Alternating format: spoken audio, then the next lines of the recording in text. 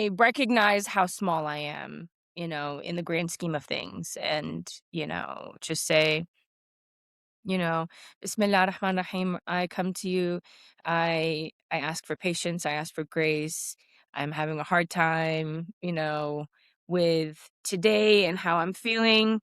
And I know that um my day is going to get better. I have to keep a positive mindset and really keep most of the negative thoughts and feelings away, set them aside, and navigate my day through light. And that would be like a simple in the car reset and then go on about my day. Beautiful. I Yeah. love that. Thank Fire. you.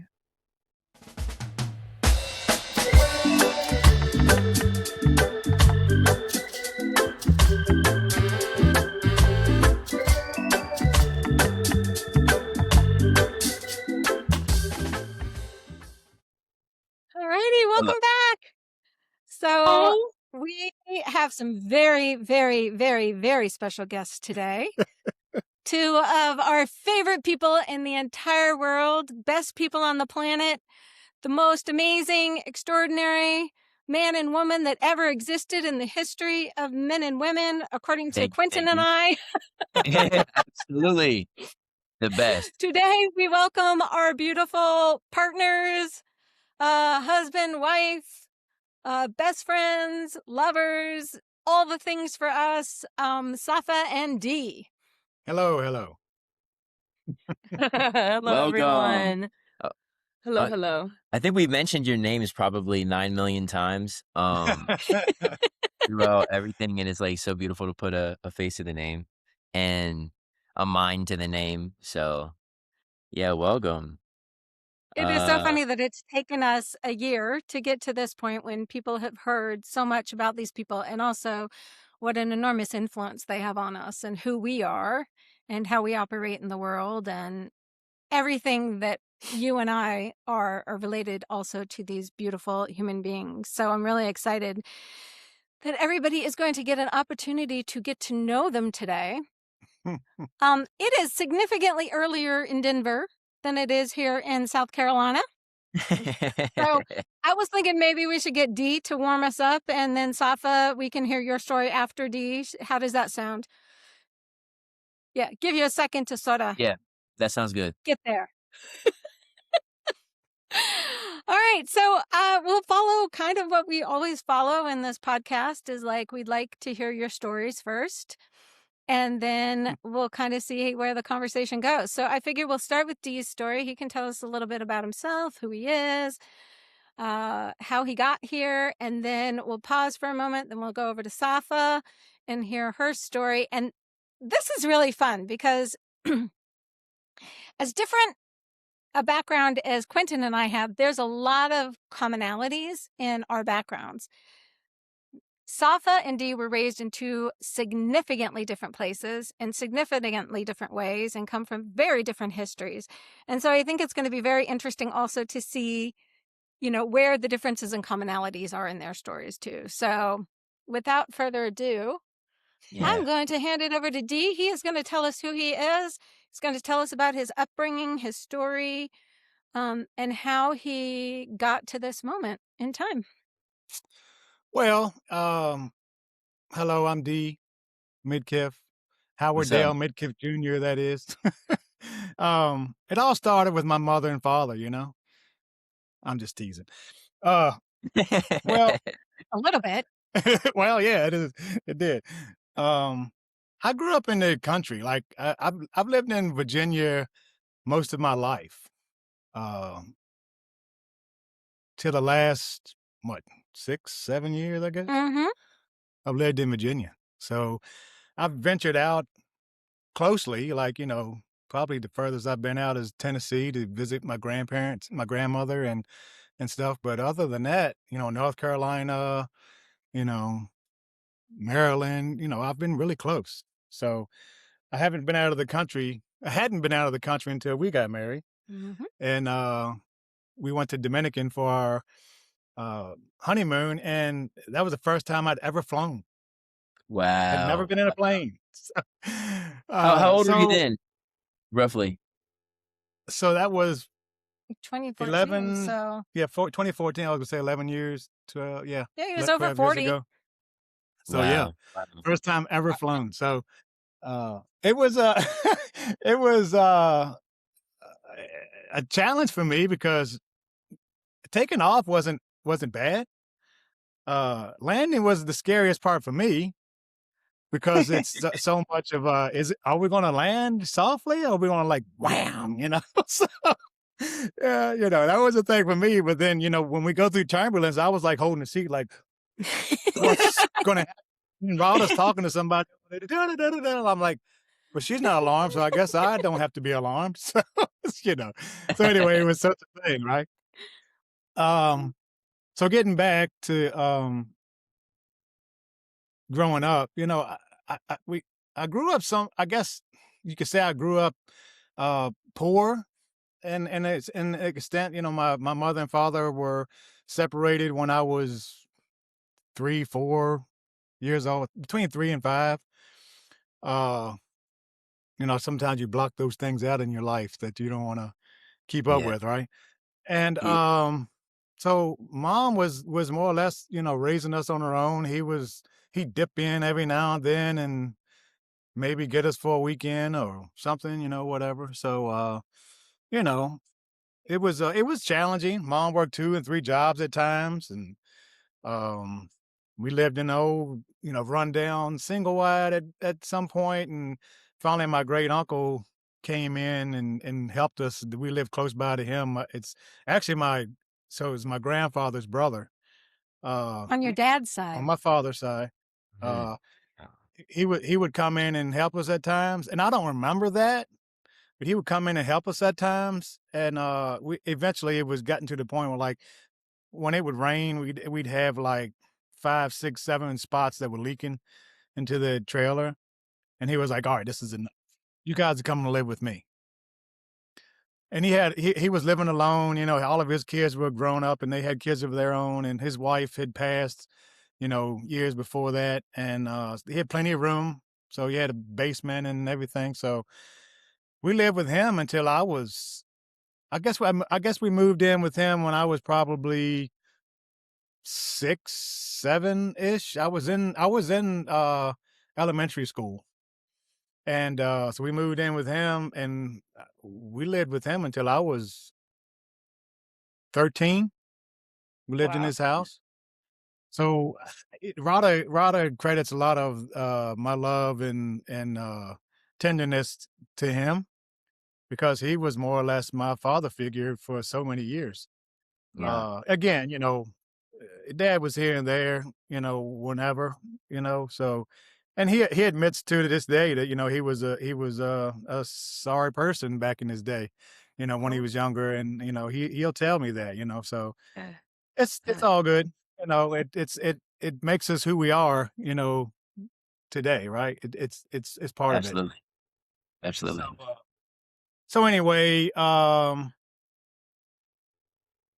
was in we lived in a small county, poor county, really, Cumberland County, which is right next to Buckingham County, where I kind of was from 16 until we moved to New York, which was when I was what, 50. Yes. that's So I lived great. in the country all that time, and then moved to New York City, right in the city, Manhattan. So Mhm. Wow. anyway, I grew I went to the, school, poor schools, little, to know, students, it was small, Yeah. but, then when I got to like 13 or so, I moved to Richmond, Virginia, lived in Glen Allen, which is actually is Henrico County, and, went to school there for a few years, met one of my best friends today there, and we're still really close and call each other brother. And um, we don't get to see each other as much right now, but eventually. And then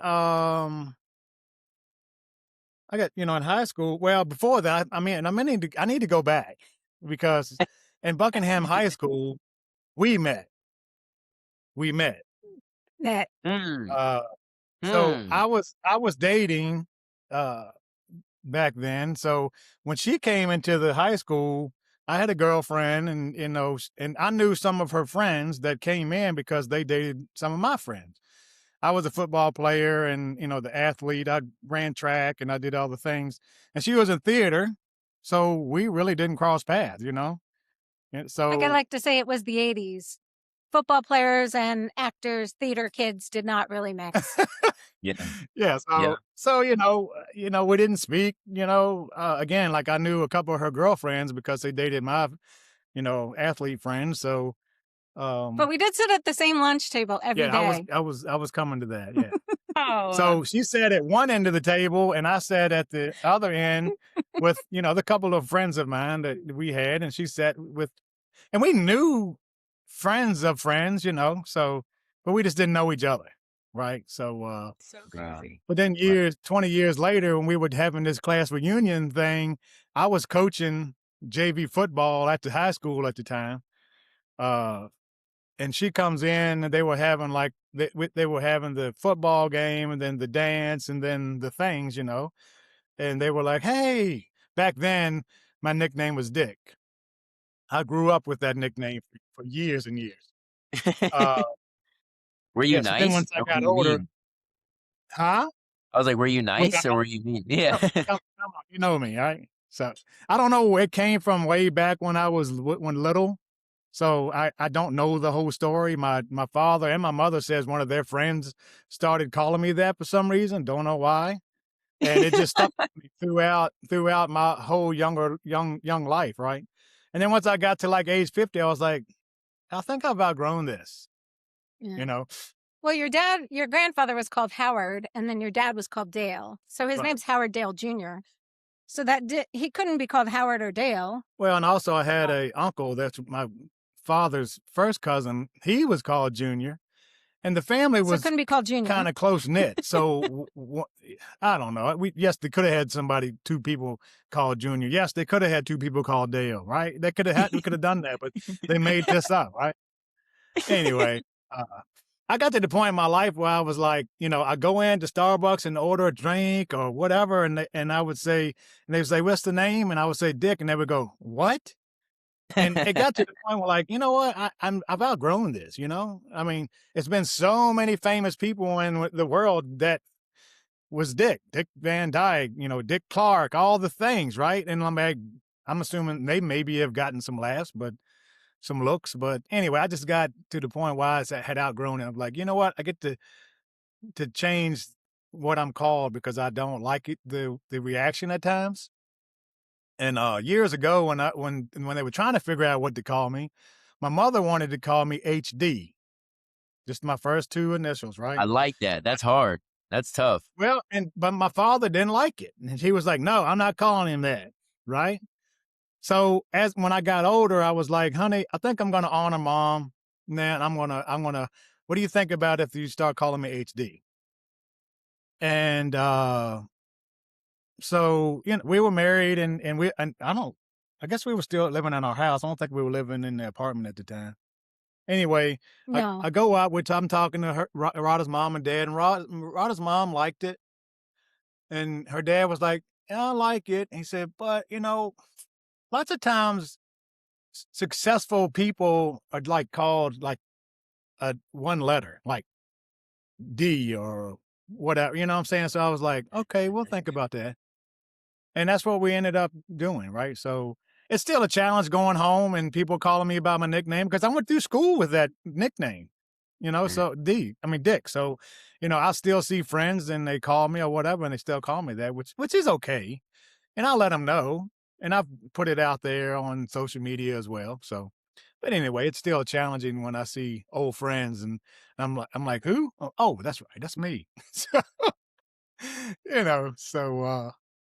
so anyway, that's where we first met, and then we saw each other again during the reunion thing. So and then Yeah, go back to high school. What about high school? Well, Yeah, well, that's what. yeah, okay. Well, that's what I'm saying. That's where we first met. You know, but with her growing up in Yogaville, she didn't want to say my name. There's Because no way I was saying dick. yeah. There's no way I was saying dick. So she wasn't saying my name, so she didn't want to speak to me, right? She didn't want to say hello or whatever. So Yeah. So funny. anyway. Literally, I'd walk down the hallway and be like, don't look at me, don't look at me, don't look at me. I don't want to have to say hi, Dick. I don't want to have to say hi, Dick. So anyway, it's a funny situation. So is anything else you wanted me to say about school? That you No, just continue on. So you met me and then didn't meet me. Yeah, and then Another person was sitting at the table with us. Stephanie, your first wife. okay. Interestingly enough, he's like, oh, right, she wasn't she? Oh, yeah. Or was it Jennifer? No, Stephanie sat at the table with us. Her sister is In the beginning. Stephanie is my first wife. Her sister's named Jennifer, and they were all really good friends. Her and her Rada and Us her and Jennifer, girlfriends. yeah. Yeah, really good friends. And so I'm like, Not Stephanie, but Stephanie sat at the table too. well, lots of times Stephanie wasn't at school. I mean, she was really good in school. She got good grades, but she didn't like school. So if she could, step out, then she would, and I would do the same. Don't get me wrong. I'm not putting her down for skipping school, but I did it too. So I'm not trying to put her down for it. But that's why I can't remember that she was at yeah, she was at the table too. But okay, yeah, my first wife was there too. I know. So he chose the other girl at the table. But you moved away. Don't be quiet. She was only at the school for like 3 months. Don't let her, fool you here now. She came in for like 3 months and then she went to India? Or went back to Yogaville. Went back to Yogaville. I know, but to you go went to Europe as well or something, didn't you? later. Yeah. Oh, No, I did. You're right. Yeah. So I was in school for 3 months. And 6 weeks of that 3 months I spent in England because I had a trip planned. So actually, I wasn't in school with him for 3 months. I was really only at the lunch table for like 6 weeks. So it's understandable he didn't really remember me too much. I'm glad you're finally saying that. She likes to say that he didn't even notice me. I'm like, stop, because well, when we saw each other again, it was in the grocery store, right? Mm-hmm. So I'm buying groceries with my wife at the time, and she's checking out, and I see her. She's looking at me. I'm looking at her, and I was like, "Who is this pretty lady that's staring at me? Like she knows me." I'm like, and she had really long hair, and she had this long coat on and boots, and I was like, who is this, right?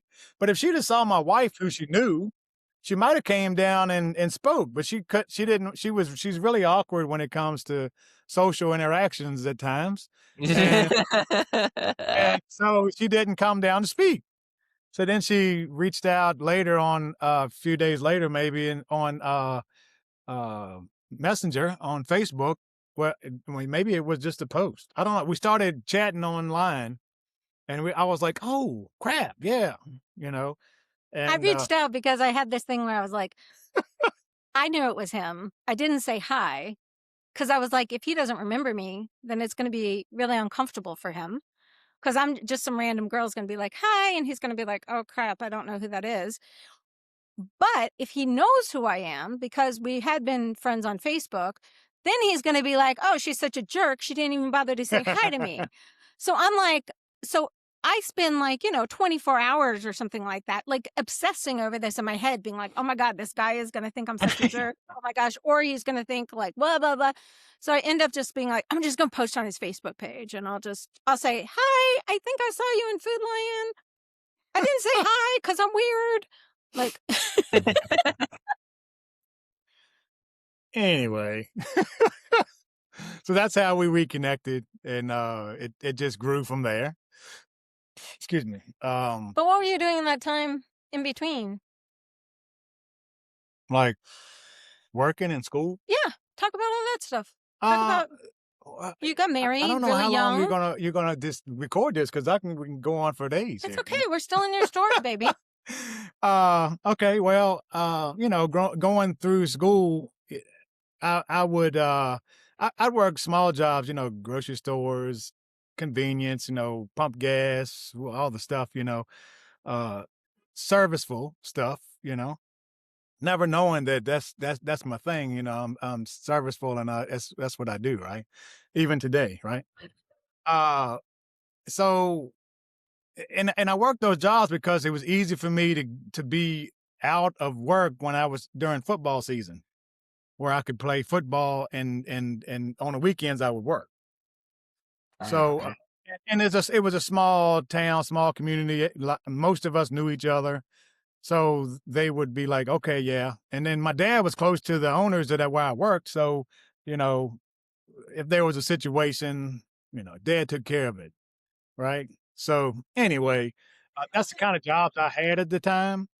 And then once I graduated high school, I wanted to. I went through building trades through school for like 3 years. And so the first year of building trades, it was one semester. Then the second year, it was no. I'm sorry. Hold on. It was just one class, and then the second year it ran into two classes. So time frame wise, like if your class is an hour, it, the second year was 2 hours. It was 2 hours. The third year was a 3 hour class. So I was in the class for long time. So anyway, that's what I wanted to do. I wanted to be a contractor, and Dad was totally against it. Particularly an architect. I wanted to be an architect when I was in One sec. There's some Activity. there's some how do you say, street activity happening real quick. Oh We're gonna yeah, have street to activity out here in Denver. They might have to yeah, move. yeah. Move locations. He's gonna keep talking while you move locations. All right, okay, cool. Sounds Yeah, good. we're gonna relocate. Yeah. So I wanted to be an architect, and they had the architecture classes at my old high school when I lived in Henrico. And once I moved to Buckingham County, which was much smaller school in county, they only had building trades, which touched bases with building trades. So I never really connected the way I wanted to, and to take the classes that I needed to even pursue that career. So so I figured, hey, I'll go into construction, be a contractor, and do that. But Dad was totally against it. Oh, you can't do that because when it's bad weather in the winter, you won't be working. You'd have to save your money, all the things. So he was like, you need to get a job like so and so, and where you'd have insurance and retirement, blah blah blah. So I went to work in the Department of Corrections. So I was a correctional officer for 13 and a half, 13 years or so. And then, oh yeah, then you yeah, went over. and then I stayed within the system, but I went outside of the fence and I worked in wastewater management. So, all the wastewater that came out of the prison was cleaned and whatnot. And that's what I did for the last few years of my career as in corrections. So that was very interesting. I probably would have stayed there until I retired. And but then, another wrinkle. My father, he was in logging most of his adult life. So he cut timber and things, and so he wanted to. A friend of his passed away, and they were selling the sawmill where he used to sell logs, where they make boards and things, the unfinished boards and stuff. And he wanted to purchase it. So he calls me up and says, "Hey, I know you're working at the prison, and I know you have a career and retirement and all the stuff you said, but I'd like for you to come work for me and run the sawmill." And if he said, if you don't, that's fine. He said, if you don't, I'm not going to buy the sawmill, but I want you to manage it for me. And I was like, what? A sawmill? what in the world? Just totally out of my wheelhouse, right?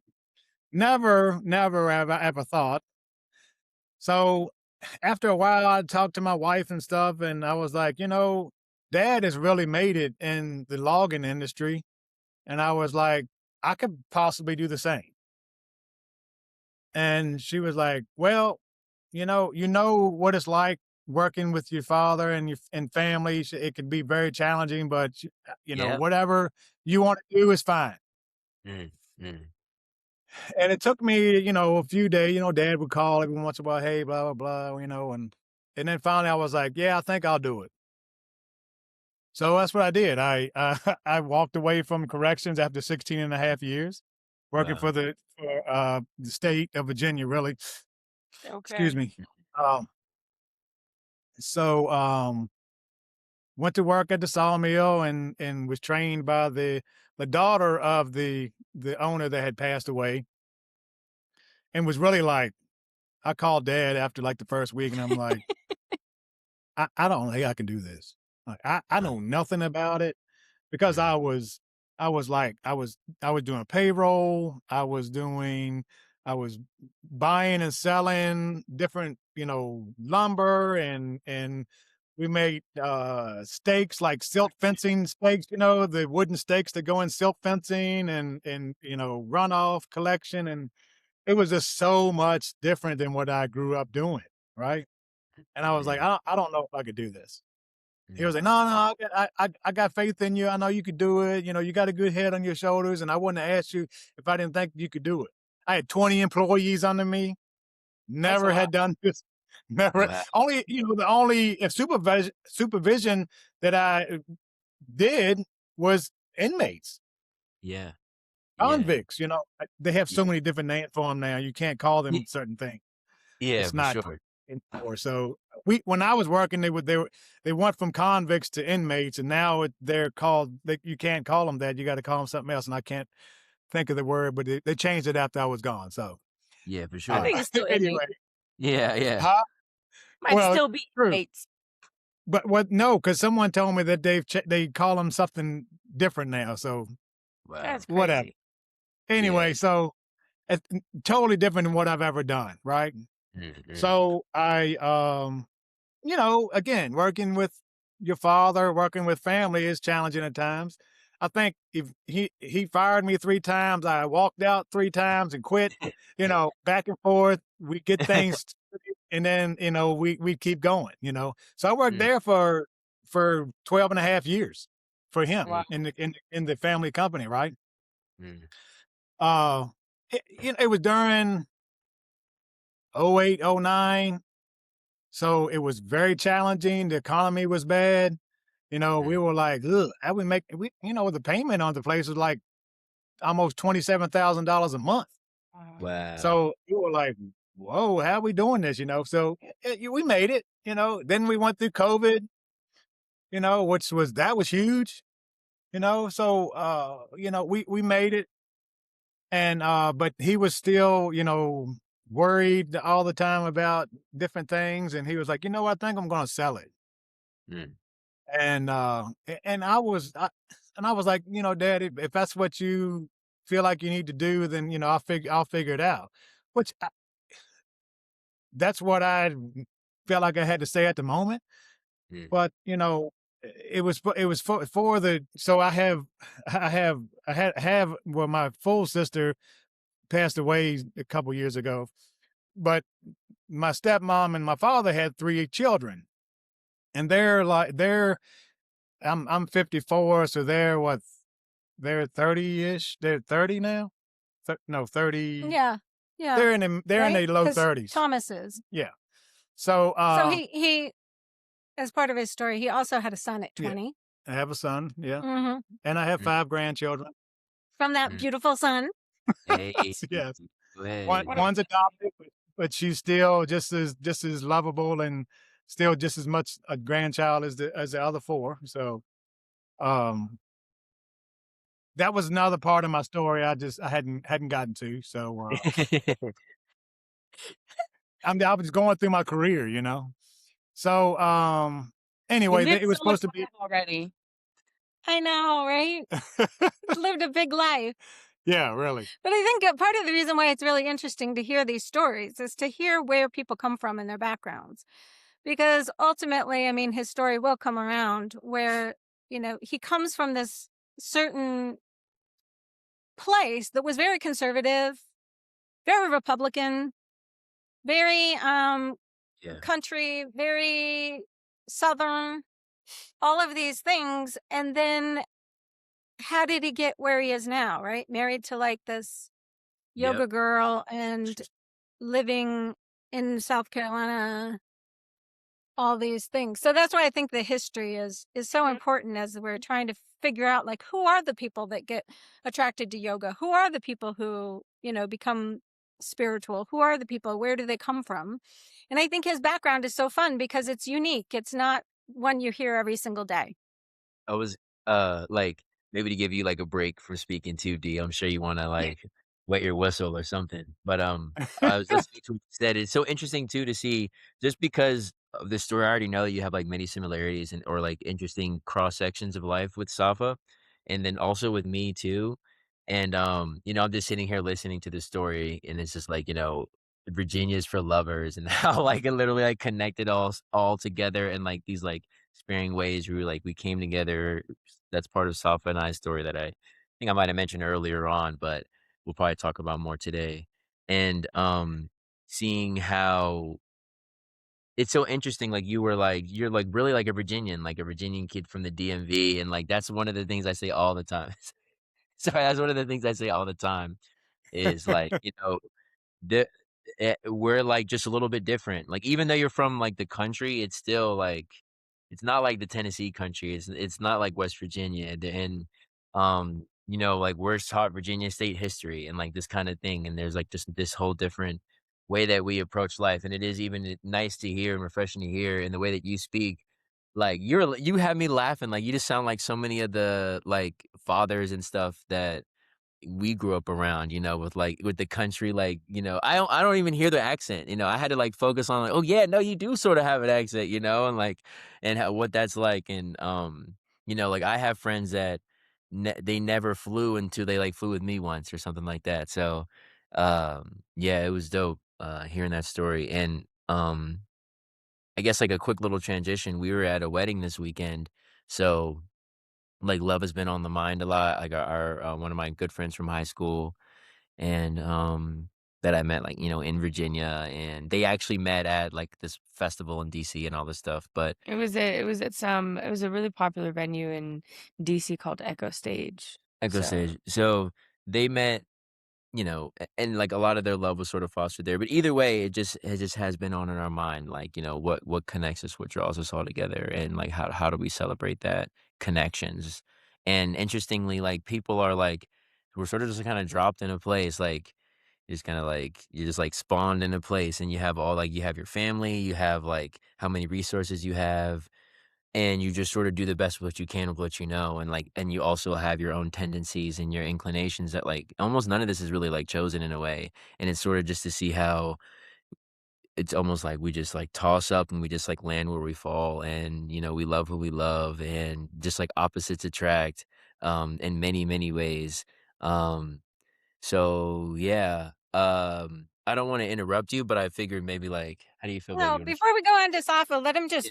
let him do just a little brief fast forward here. So we kind of Cool. got like a feel for his foundations. Mhm. But what I really think is interesting is how open-minded he was. So Mm. that when he met me and I came into his life, he took to it like a duck to water. Is that the phrase? He took to it like, I I mean, know Fish to that he one. water. fish to water, right? A fish to water. Um, One of the things I used to say to him, he hunted and fished a lot when I met him. And one of the things that really impressed me about him was the fact that a hunter, especially he did bow hunting. So as a hunter, you go before dawn and you go climb up in this tree and you're in a tree stand and you sit there in the tree stand and you can't move, you can't drink, you can't talk, you can't eat because the deer will detect you. So you sit perfectly still before dawn, essentially meditating on the deer because you can't talk. There's nothing. You're not moving. You're not doing anything. You're just still sitting in a tree in nature, watching for the deer. And then, maybe if you're lucky, I guess for the hunter, you maybe shoot a deer, but most of the time you're not even going to like come close to even Yeah. shooting a deer.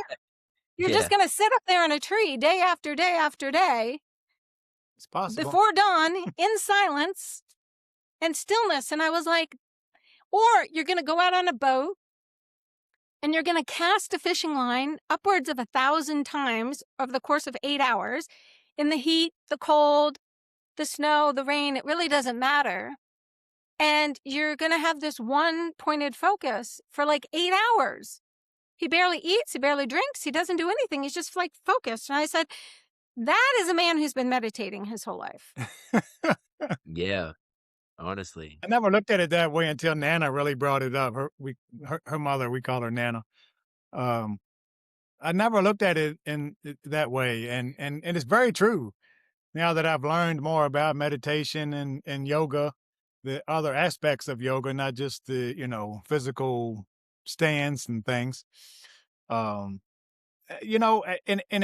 it got to me.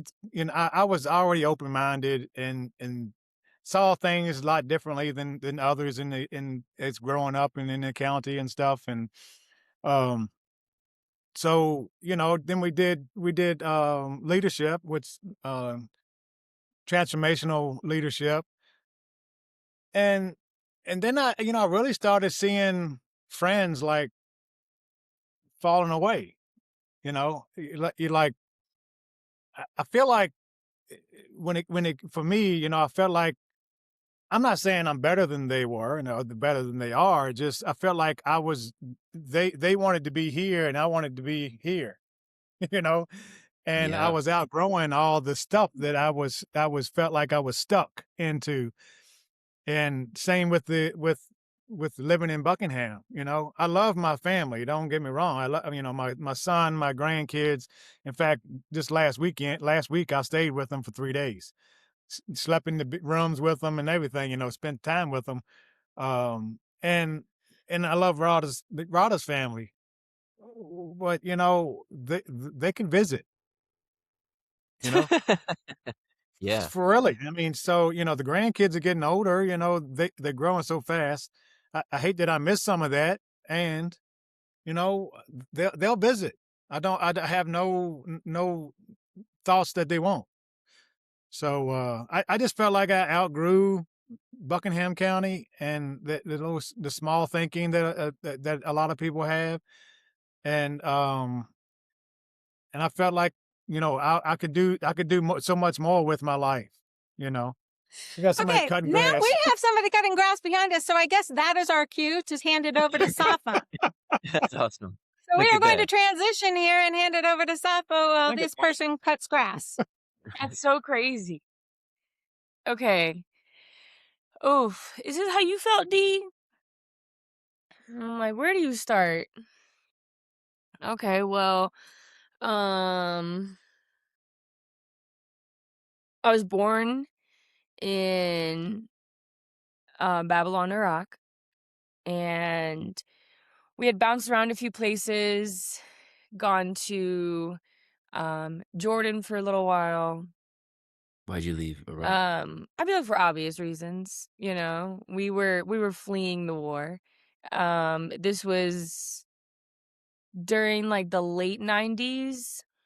So there was just a lot of greediness happening. This country wants more oil, this country wants this oil, this country wants domination. So anyways, we fled. We lived in Jordan for a while. After Jordan, we lived in Houston.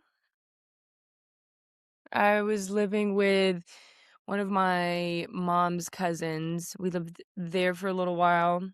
Or actually, I think he hosts us because I think in order to get into the States, you need like a family member or someone. Like there's a list of rules that you kind of have to meet, or qualifications rather, to to enter the States in, I think, during that era especially.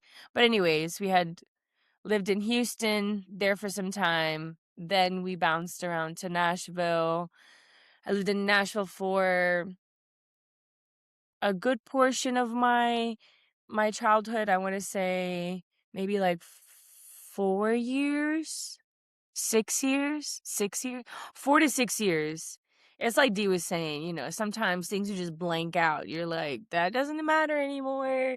And you just stop thinking about it. And then when it's time to like bring it back to life, is it there still? I'm not sure. But anyway, so from when we lived in Nashville, we we had some family friends that lived in Virginia, and they were able to convince us to move to VA.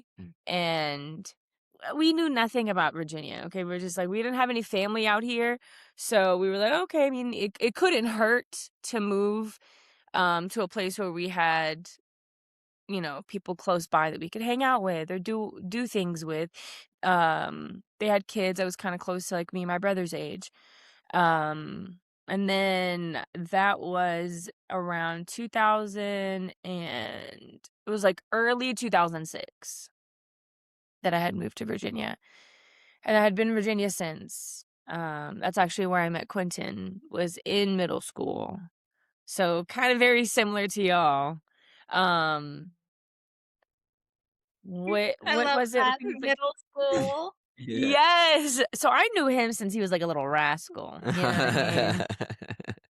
Yep. And but I was always very shy. I was very timid. I was always very to myself, just like, and I had been the new kid at school a few times. So I was like, okay, here we go again, head down, maybe make a friend or two and then just keep it moving. Like, I'm not here to like, I really enjoyed schoolwork. So I was very like book focused. I was just like, this is why we're here. This is what we're going to do. So, yeah, we had been in Virginia that entire time. Went to middle school with Quentin, and then we moved. I was in Stafford, VA, and then we ended up moving to Woodbridge. So it was like at the end of middle school, right going into high school. I had started high school with everyone, and then literally like 2 months, yeah, like 2 months in, I had moved to Woodbridge. So then again, starting all over, like not knowing anyone. And that's kind of tricky being like middle school, high school. Like when you're in middle school, you already know everybody. You've already established like your friend group, and you're ready to go into like this another stage of growth. And now I know nobody all over again. So that was, I think it was really fun because it was completely different than Stafford, and I loved every second of it. I went to Garfield High School, and it was so diverse. There were so many faces I had been introduced to. There were so many cultures I was introduced to, and friends that I like basically grew up with. Like I had like sisters that basically I had been friends with for like 10 years, known from high school. And I also relate to you very deeply, D, when you're saying like you just get to a point where you outgrow the things that were just every day in your life. And it happens when you least expect it. Really. It's just like, well, I thought we had more time together, but it seems like we don't. But what's up? Bro, you just made me think something real quick. What's up? I was okay. So when you were talking about like your school, kind of like add a little bit of context. When people think diverse, I For don't think those they of you who really. didn't just see what happened, Quentin was raising his hand. How we do it at Those this who are house. listening, I do like, that because I get so please. excited. I get so excited all the time. I'm like, I'm trying this thing where I like don't interrupt. Yeah, So I same. just go, I'm ready. Same here. Whenever you're ready to call on me, I'm I'm ready. ready. I'm ready. It's gonna be good. Like, okay, so I went to so like Saba said, we went to different high schools. So I stayed in Stafford. Stafford was probably like, it wasn't really Northern Virginia. It's probably really considered country. Like I would say, Yeah. like very conservative, like Yeah. all of our life. And but Woodbridge was not. And this is the best way I describe it. When you would go to their football games or like any of their games and sit in their bleachers, you know how like there's like the stereotypical like cliques, right? Like whatever, the Goths and the Yeah, soccer yeah, players, yeah. and all the things, right? But imagine those cliques of every race or from every nationality. So it's like, you know how sometimes you'll have like mixed race groups of friends, like, okay, this is my white friend, da, da, da, da. Yeah, But no. imagine like there's like 20, and not even just like, especially when it came to like the Asian or like Hispanic countries, because it'd be like these are like the El Salvadorian friend Oh, group. yeah, This is like the no. different like Arab groups. It This is like was the African groups. So it was like truly completely like a I melting think pot. maybe I underestimated it a little Yeah, bit. Like, I yeah. downplayed it because it was like heaven for me, you know? I was just like, "Oh, this is where I belong." Um, but I mean, I was introduced to Ghanaian, Nigerian, Sierra Leone, Senegal, Ethiopian, Eritrean, Wow. all of Africa, Egyptian, Moroccan, um and then not to Wow. even and then, of course, my favorites, Yeah. Latinos. Yeah. Okay, we have, like, of Oh, course, Mexican, yeah. El Salvadorian, Guatemalan, um, Oh, everyone. you name it. Panamanian, Yeah, yeah, yeah, yeah. Argentinian, Argentine, Colombian. yeah, yeah, very, very, very, very, like it's like they took the map and was like, "We'll take one of each," you know, and then bring them to Man, Garfield. I want to go to Awesome. that school. Oh, it Wow. was incredible, and it was such a treat for me, and I don't think I realized how special it was until I grew out of, like, Woodbridge, um, and Did you and graduate from everyone there? was Say it again? Is that where you graduated from? High Yeah, school? yeah, that's That's where I awesome. graduated from. It was fantastic, and it added such a layer of, open-mindedness to my experience, which I already really was. Like, my mom was, a key component in my upbringing and making sure that everyone gets treated equally. So that's kind of how I operated even in school, was like everyone is my friend. I don't care if you were weird. I don't really care if you were in band and the jocks won't talk to you because you hold an instrument, and I was just I shared the same kindness and excitement to be one's friend with everyone I crossed paths with. Um and it was I didn't really belong to a group. Like, I didn't have any cliques, and I was often friends with the older kids. So I was, like, friends with the kids that were, like, 2 years older than me, and then as they graduated and, like, I'm like, "Ugh, my friends are going away." I, like, actually have to be friends with the kids that are in my grade. So that was a whole nother introduction to who is actually in my class. But yeah, I just shared love with everyone as equally as I could. Um because you really never know what anyone's going through, and then at the same time, you never know how your paths are going to cross maybe 15 years from now. And they are going to remember you when you were not nice. They are absolutely going to remember you when you hurt them and they probably needed kindness. So I wasn't taking any chances. That was for And later. That was for the early 20s. yeah, no.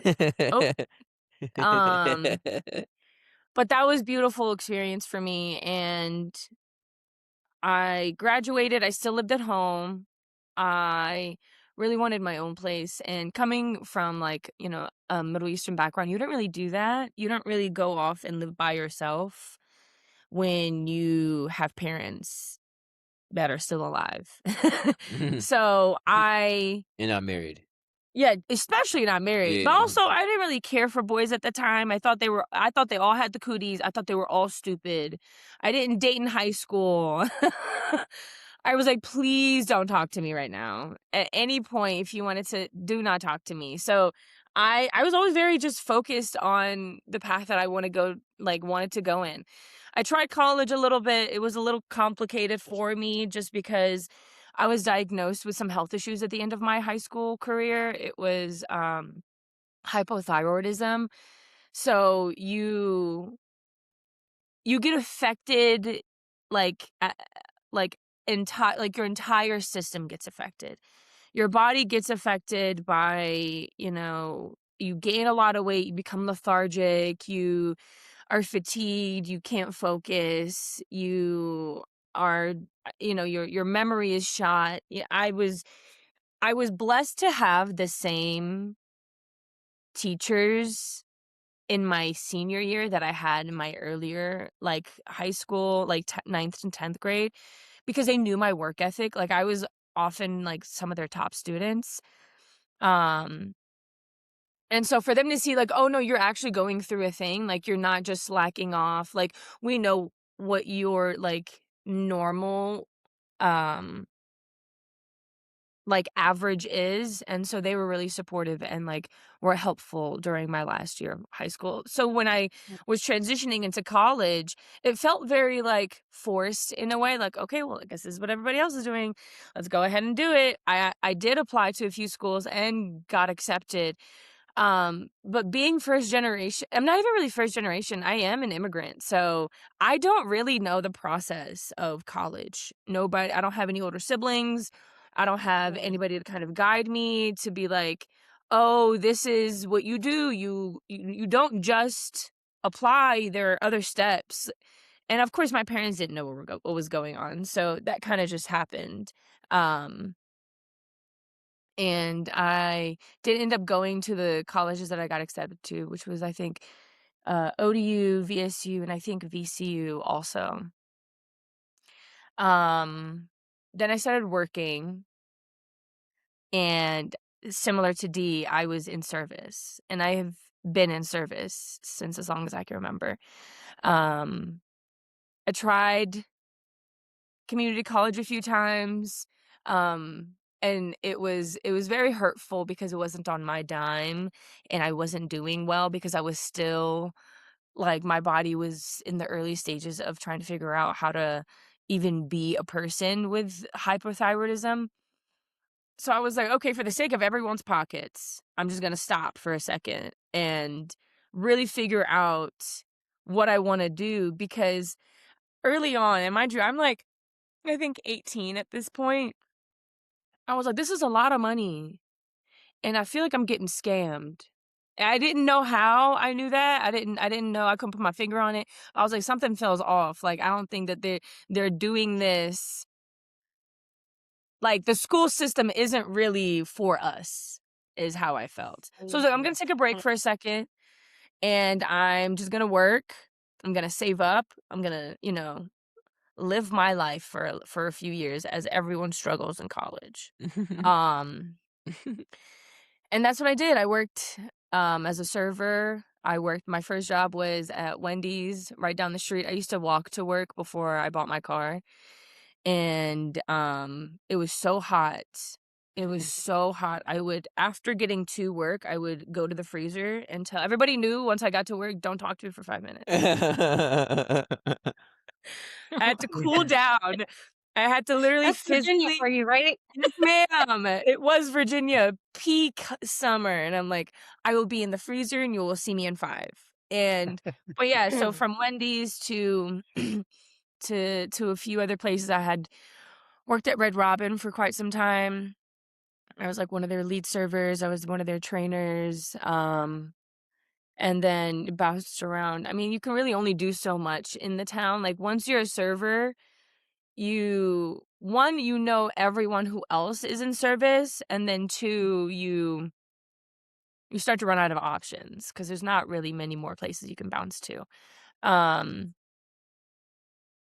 and then I remember wanting to buy a car, and I was like, "I'm tired of buying used cars, I want a new car." So we go to the dealership, and my interest rate was so high because I was a server, and I didn't have, like, consistent paychecks. So I was like, "Okay, it's time for me to get a real job," as they say. So that's when I went into property management because I was like, "Okay, I want stability, I want health insurance, I want all the things that they keep telling me is so important. Let's just do it." So when I was in property management, it was funny because the way I got the job was while I was serving the people that were working in property Hmm. management. And it went like this. So I had a friend at the time that worked for Fairfield Properties. And I knew this because I had tried to apply to be a leasing agent. And I mean, everybody wants to be a leasing agent. At like, it's popular, it's convenient, especially when you're young. It's a great entryway. You don't really need any college experience, and they love service experience. So it was a big pool to pick people from, and I get it. So one day I'm at Red Robin serving these two people. It was a lady and a gentleman, and their shirt said Fairfield Properties. I said, my friend works there. Who's your friend? Oh, her name is so and so. They knew her. The gentleman knew her. He had worked with her at a different property. Long story short, moving forward, I was like, oh, I wanted to apply, but it seems that, like, I haven't got anything back. At that moment, they needed a leasing agent, and that's how I had gotten my introduction to that property. And it was just right down the road from the Red Robin that I was working at the time. Hmm. Um, Ended up landing the job. I ended up working at that property for about 4 years. It was it was so significant to my just growth as a person because I was so young. I think I was like 21, 22. Wow. Um, and when you are that young, you haven't gotten a taste of what corporate life is like yet. And you also don't know how aggressive adulthood can be when you don't know what you're doing. So, Hmm. um, I worked at the property for 8 months before moving on to the same property. So I lived and worked at this apartment complex, and it was the best thing for me because they treat you so well when you are an employee and living at the property because I was able to pay my rent in portions and I had a roommate. So I was able to be financially comfortable while still being independent. And I wasn't Hmm. really that far away from home either. Um, and then I moved on to be the assistant property manager of the apartment complex. And that was really interesting. It got complicated really fast because the same year that I got promoted was when COVID happened. So I now am in charge of basically the finance part. Like, I'm in charge of the books. I'm in charge of the Oh. books, and I'm in charge of late fees. I'm in charge of telling people that they need to pay. I'm in charge of being the sole communicator of "Oh, I'm having a hardship, and how can we figure this out?" And I'm 23, 24, and I'm talking to these grown adults, okay? And technically, I wasn't that grown, Yeah. I still don't know what was going on. I'm talking to a single mother, and I still think of these exact people, regularly and think of, how they're doing now. But I feel so deeply, and it hurts to have these conversations with people that I know. I see my mom in these situations, and I Hmm. have to lead with so much compassion, and I had so much empathy to, their situations because you don't choose to be in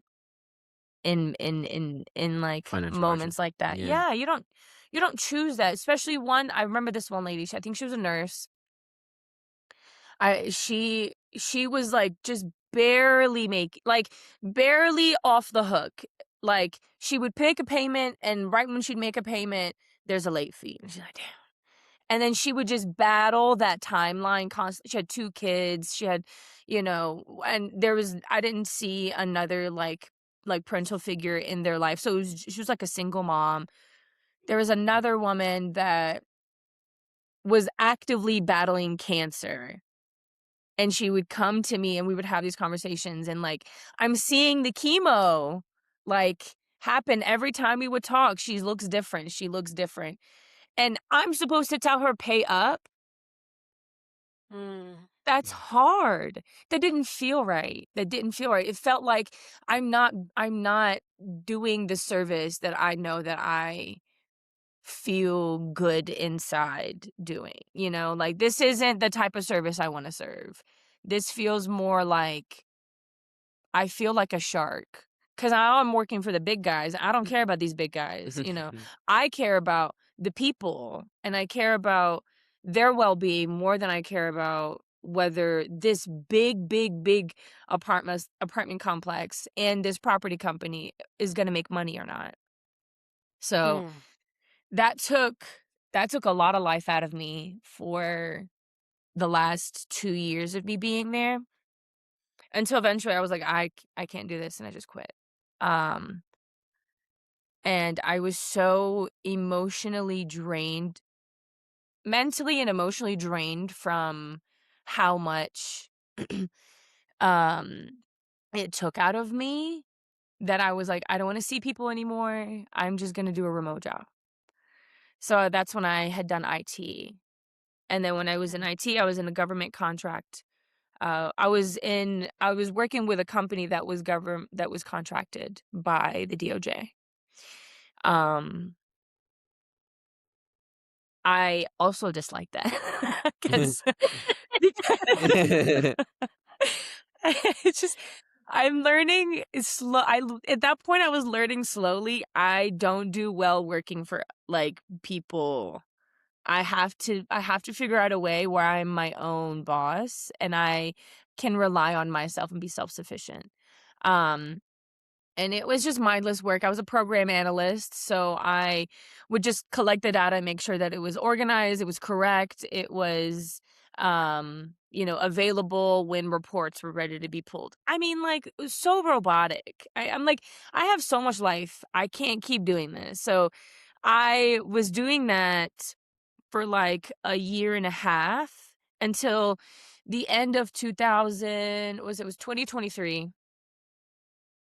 It was 2023, and I think that's when the whole thing happened with, like, Gaza and, the wars starting to come up even more loudly on the news, a lot more apparent, and at the time, there was also coverage on Ukraine, and there was, a memo sent out for, we support the people of Ukraine, thoughts and prayers. Everybody has thoughts and prayers.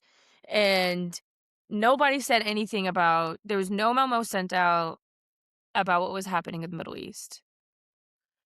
So of course I felt a type of way about that. And I was like, okay, do I really want to be associated with a company that gets to pick and choose where they broadcast and show attention and so on? And at that point, I was like, "No, this whole thing is gonna go down, okay? And I'm not about to go down with it." So, I had gone to a protest in DC, and when I went to the protest, I said, "Yeah, I can't keep doing this." I put in my 2 weeks in the car leaving the protest, um, and they didn't move a beat. They said, "Okay, cool, no problem. We will process this, and you can actually leave sooner than that." I said, Dang. Damn. "Dang!" Oh. Wow. And they may just like, "Oh, it's no problem. We can process this as this date and it's no big deal." Like they no hesitation. No, are you sure? Why? Nothing. Just and that Just even another like yeah, that's what I'm saying. I mean, that's how they treated and like so what we did was we basically sourced candidates for all the departments in the government, right? So we had like and we're talking about babies that just got out of college, don't know anything, just want a job, will take any sort of entry level like kids. So it was for the DOD or it was for DHS or ICE or the FBI, you name it. We were sourcing candidates for them, and the way they treated these like candidates, they really were just like numbers. You know, it's just like they would interview like a handful at a time, let them go through the security process. They at the end of the security process, and some of these kids are waiting like 6 months before they get a job. And they're just waiting. Maybe. If this one doesn't go through, then we can go this one. It was like a game. It really was like a game behind the scenes of like, oh, that doesn't matter. We can drop them. You know, they're not responsive. They're not taking it seriously, on to the next. So I really wasn't Wow. surprised when I said, hey, I'm putting in my notice, that they just didn't, even blink an eye, because that's just fundamentally how they operated when it came to like replacements. Everyone was replaceable. Everyone was Hmm. replaceable. Like there was no, and I'm too sensitive for that. Like I just like, I can't, I can't do that. I can't treat people like that, nor can I allow myself to be treated that way. So it's probably a white hair, And honestly. no, that was tough. But I love that. That's fair. Quentin's I do that to again, her all the time. for those listening in, Quentin's over there grooming his wife as she's speaking. I do that all the time.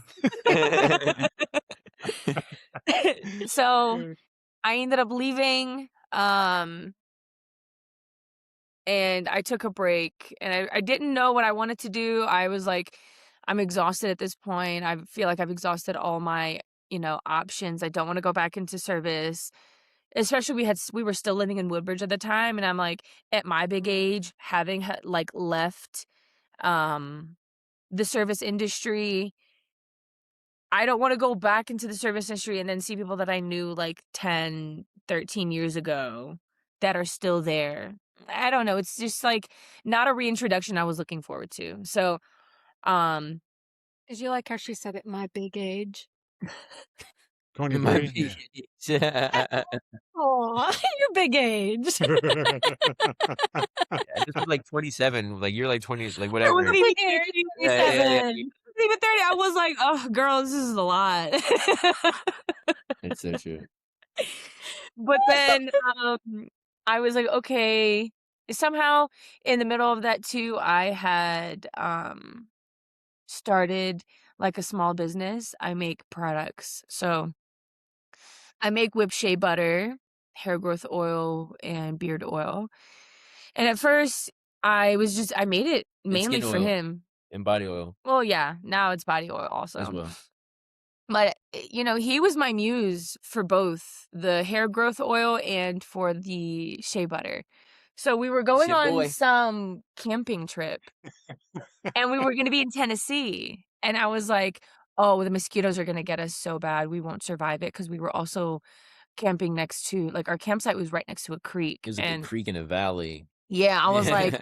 "We are fresh meat," and I don't like I'm I'm very into, like, all natural everything, like, most of like, when we go to the grocery store, I'm reading the ingredients. Yeah. I'm taking my time. It's like, "What is guar guar, and why is it in my food?" Yeah. So, same thing with things that we put on our skin. Yeah. I don't like off because of how harsh it smells, and just it feels like it's doing something to my lungs that it shouldn't.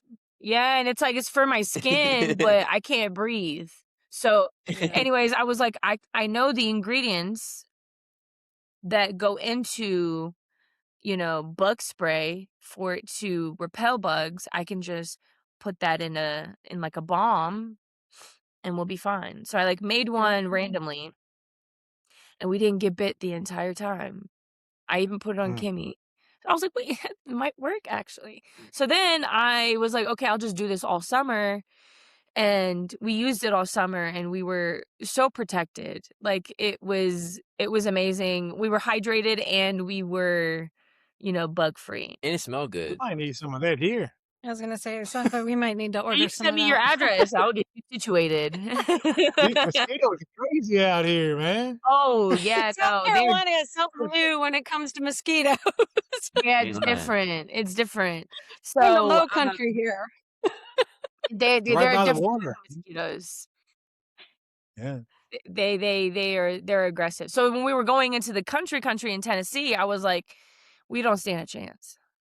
Um, so I started doing that, and mainly for like friends and like, my inner circle. And I don't naturally think in a business mindset, but he does. So he's like, you could sell this. I was like, I'm just gonna buy this. He's like, no, you could sell it. And then my friends are buying it. Everybody else around me is buying it. And then my hair growth oil for sure was working. I had used it I last use it. year. Yeah, his hair grows fast. You're welcome. Um, I had I had cut my hair super pixie last year, and it was going through like that awkward phase of like it's growing and you can't really do anything with it. So I was like aggressively using my hair growth oil. And in like 8 months, it grew like 4 inches. And I Oh. was like, I think I got something here. See, I don't think about it until after. And I'm like, oh wait, I Mhm. think I can do this like on a large scale. So that's been my little baby that I've been working on lately is Garden of Gaia. That's the name of the company. So yeah, now we're here. We came out to Colorado. I went back to service. I was a barista. Did not like that. You moved no, it's even funnier than that. You moved to Colorado. Soon as you moved to Colorado randomly, you were like, "I wanna dye my hair purple." Oh, I And did. then I was like, "Okay, we're really doing this Denver thing like 100%. And mind you, I'm We're really getting into the oblivious. costume." And then you're like, "I'm gonna be a purple-haired barista," like, immediately. I was like, "Already?" Like I guess when in Rome. I was Uh, oblivious, okay? yeah, you I did. didn't think anything of it. I was like, my hair's short. When am I gonna dye it ever? Like, I'm in a completely different like Yeah, mental place. Quentin's like, "Are you but sure you want to do But this?" it's key because people viewed you that way. Like, people viewed you like, Yeah. "Oh, she must be like, she must have all these types of other beliefs and thoughts and these types of things because her hair is purple and because you are a barista in this super Mhm. progressive place." And so I So was like, "What?" Or just like, I just have a different point of view than y'all. I don't this is why we make such a great pair is because I don't live in the world of politics. I don't know what goes on. I literally just walk around like a little fairy. Like I have no idea what's left or right sometimes with politics. And then I used to be that he way. yeah. Yeah. I People mean, I'm a little always bit make more in it politics, now. man. And you have to Everything. sometimes. You really do. Everything is political. Everything is political. Especially now. When you realize that like the core of it is actually politics. You have to pay attention. But for me, it's just like you know, I mean, I you love worked the in it. say You again? worked for like you worked in it like with the DOJ, so you That's were what I there. mean. Yeah, I was Like there and I still didn't pay attention. so so I got a question. I mean, I possibly missed it or maybe on the Yeah. move or something. Uh you were in IT stuff, and when did Quentin come back into the I didn't hear that when he came when you guys Oh, when we got met, huh? Oh, I yeah. should well, say you that. met in Okay, school, yeah. but then you went to college for a little bit, and then when did he come back into the picture? Great question. Did I So it was 2020. around the time where I was working at my property management job because I was living in okay. Woodbridge and he had just graduated college. 20 No, it was like 2020. No, stop it. That's not what happened.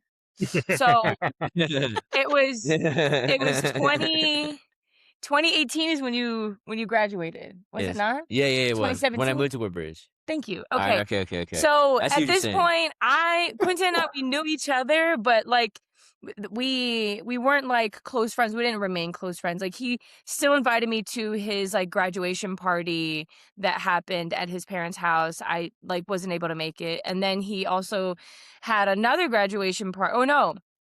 Oh, Okay, this is what started it. He came back to Woodbridge, graduated college.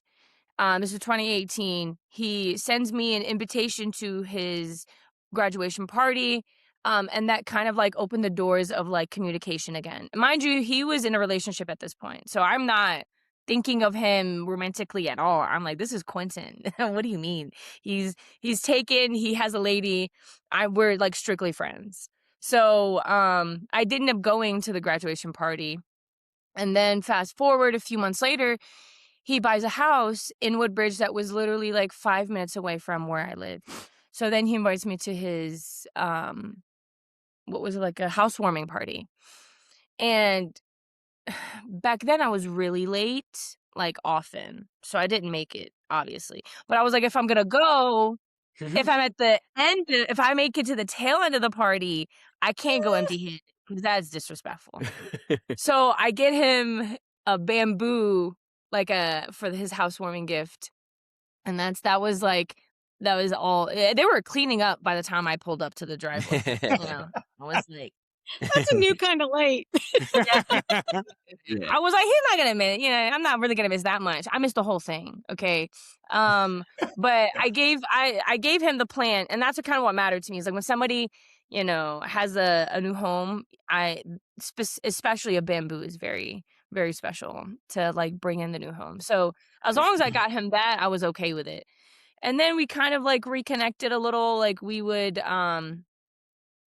get lunch every now and then, like, I would be on my lunch break, and he would be, like, just getting home, and, like, we would squeeze time to, like, just kinda, like, chat and hang out, but we never really, like, hung out like that, because our schedules were so different. He worked in construction, he was working, really long hours, and he had a whole 70 home. hours a week. Yeah, and he had a home to go back to, and I was busy, and I was just not even thinking of it.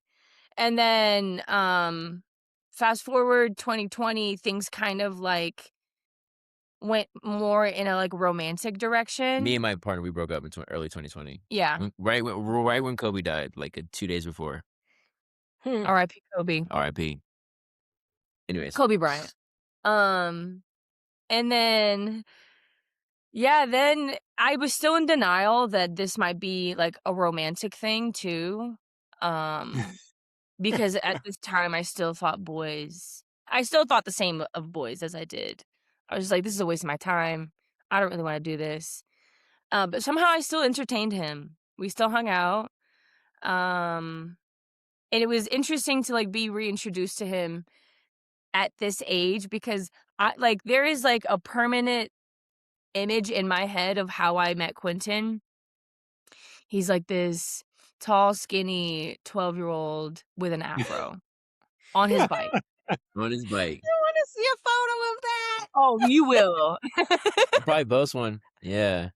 I gotta dig in the And archive. that's what's permanent. So when I'm telling my brother, I'm like, "Yeah, I'm kinda like, I'm hanging out with Quentin again," and he's like, "With the fro?" Like, that was his signature. Yeah. Everyone knew Quentin with the fro. Like, he won best hair in high school, like No way.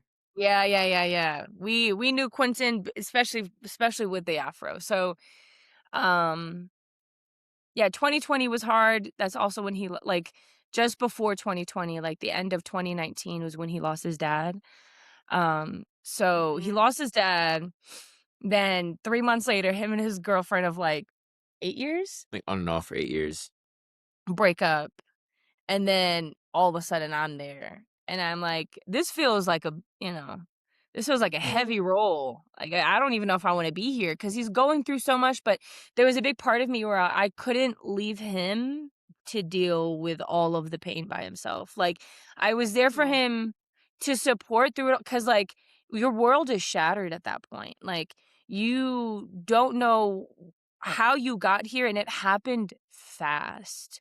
Like, it happened really fast from not having his dad and then quickly not having the person that he'd been living with for 6 years. Like, she lived with him she didn't go to college at VTech, but she was in Blacksburg with him.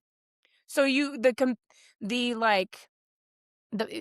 so used to a person being next to you all these years, and then suddenly they're not there. Um, so I had a lot of compassion and just a lot of space to help him. I didn't Mm. know I was capable of so much, like, support, and we're not even at this point, we don't even know if we're dating yet. Like, we don't even know if we wanna date exclusively, and, I'm running away. I'm like, "Leave me alone. Stop talking to me. I can't do this." He's like, "Alright." Then 2 weeks later, I'm back. You know, and I think this happened like 3 times. I'm like, "Leave me alone. This is too much." He's like, I "Okay." can I say something too? Yeah, I please. was like, you know, like, to like, just God is so good because, you know, when that happened, like, coincidentally, I was living with, like, 2 of my other best friends, and it was also COVID, and, I was working in the Capitol, and so there was, like, a period where one of the one of the senators or House of Representative members in the buildings I was building or renovating, one of them had gotten COVID, and they had, like, a big scare, so there was, like, a 3-month drop off of just no work, but we were still getting paid. And, Mm. they're like, "Just be on standby when we need you." And, like, that was really a blessing because I didn't think I really took the time I needed off from work just because everything was so go, go, go, like, right when the breakup happened, especially when my dad passed away, that was like we our COO was getting, um he had to testify in front of the Senate and the House of Representatives on our schedule that I was running. So, like, when my dad died, I only took, like, maybe a day or 2 off. And I actually took longer to me and my when my girl broke up because it was compounding, but what I'm getting at, though, is I had so many friends there, all of us didn't work, and we were like, "Whatever, we're young, like, we'll just take the risk." So we were having super spreader events, like, it's no, I'm just kidding. We were just having people over as often as possible, and, like so, like, while Safa was there, it was like my homie all of us had girls, and all of our girls had friends, and we all had friends, so we would have these spade tournaments at our house almost every other day, you know, that was such a healing process, like, that was so important that, like, you know, I never would have foresaw, and then also, like, to have Safa there who is she didn't mention this, she didn't emphasize this, but, like, when she came here, she learned English first. So she was the one that was like even till this day, she still helps her parents do, like, their taxes and stuff Oh, like that. yeah. So, like, Safa has always had, like, she's always been kind of punching above her weight when it comes to leadership, when it comes to almost being the parent in her household because she has to, like, share with them all the information, and they're essentially filtering their decision making off of what she's sharing with them as a translator, and then she's the big sister helping raise the little brother.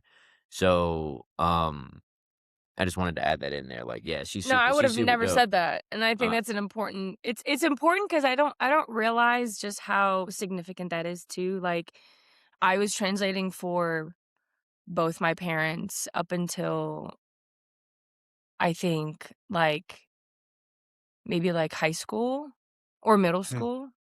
So, we had been in America for at least 8 years at that point. Hmm. Yeah, at 8 So was years. your family religious? Not really. My mom was very God bless her, I love her so much.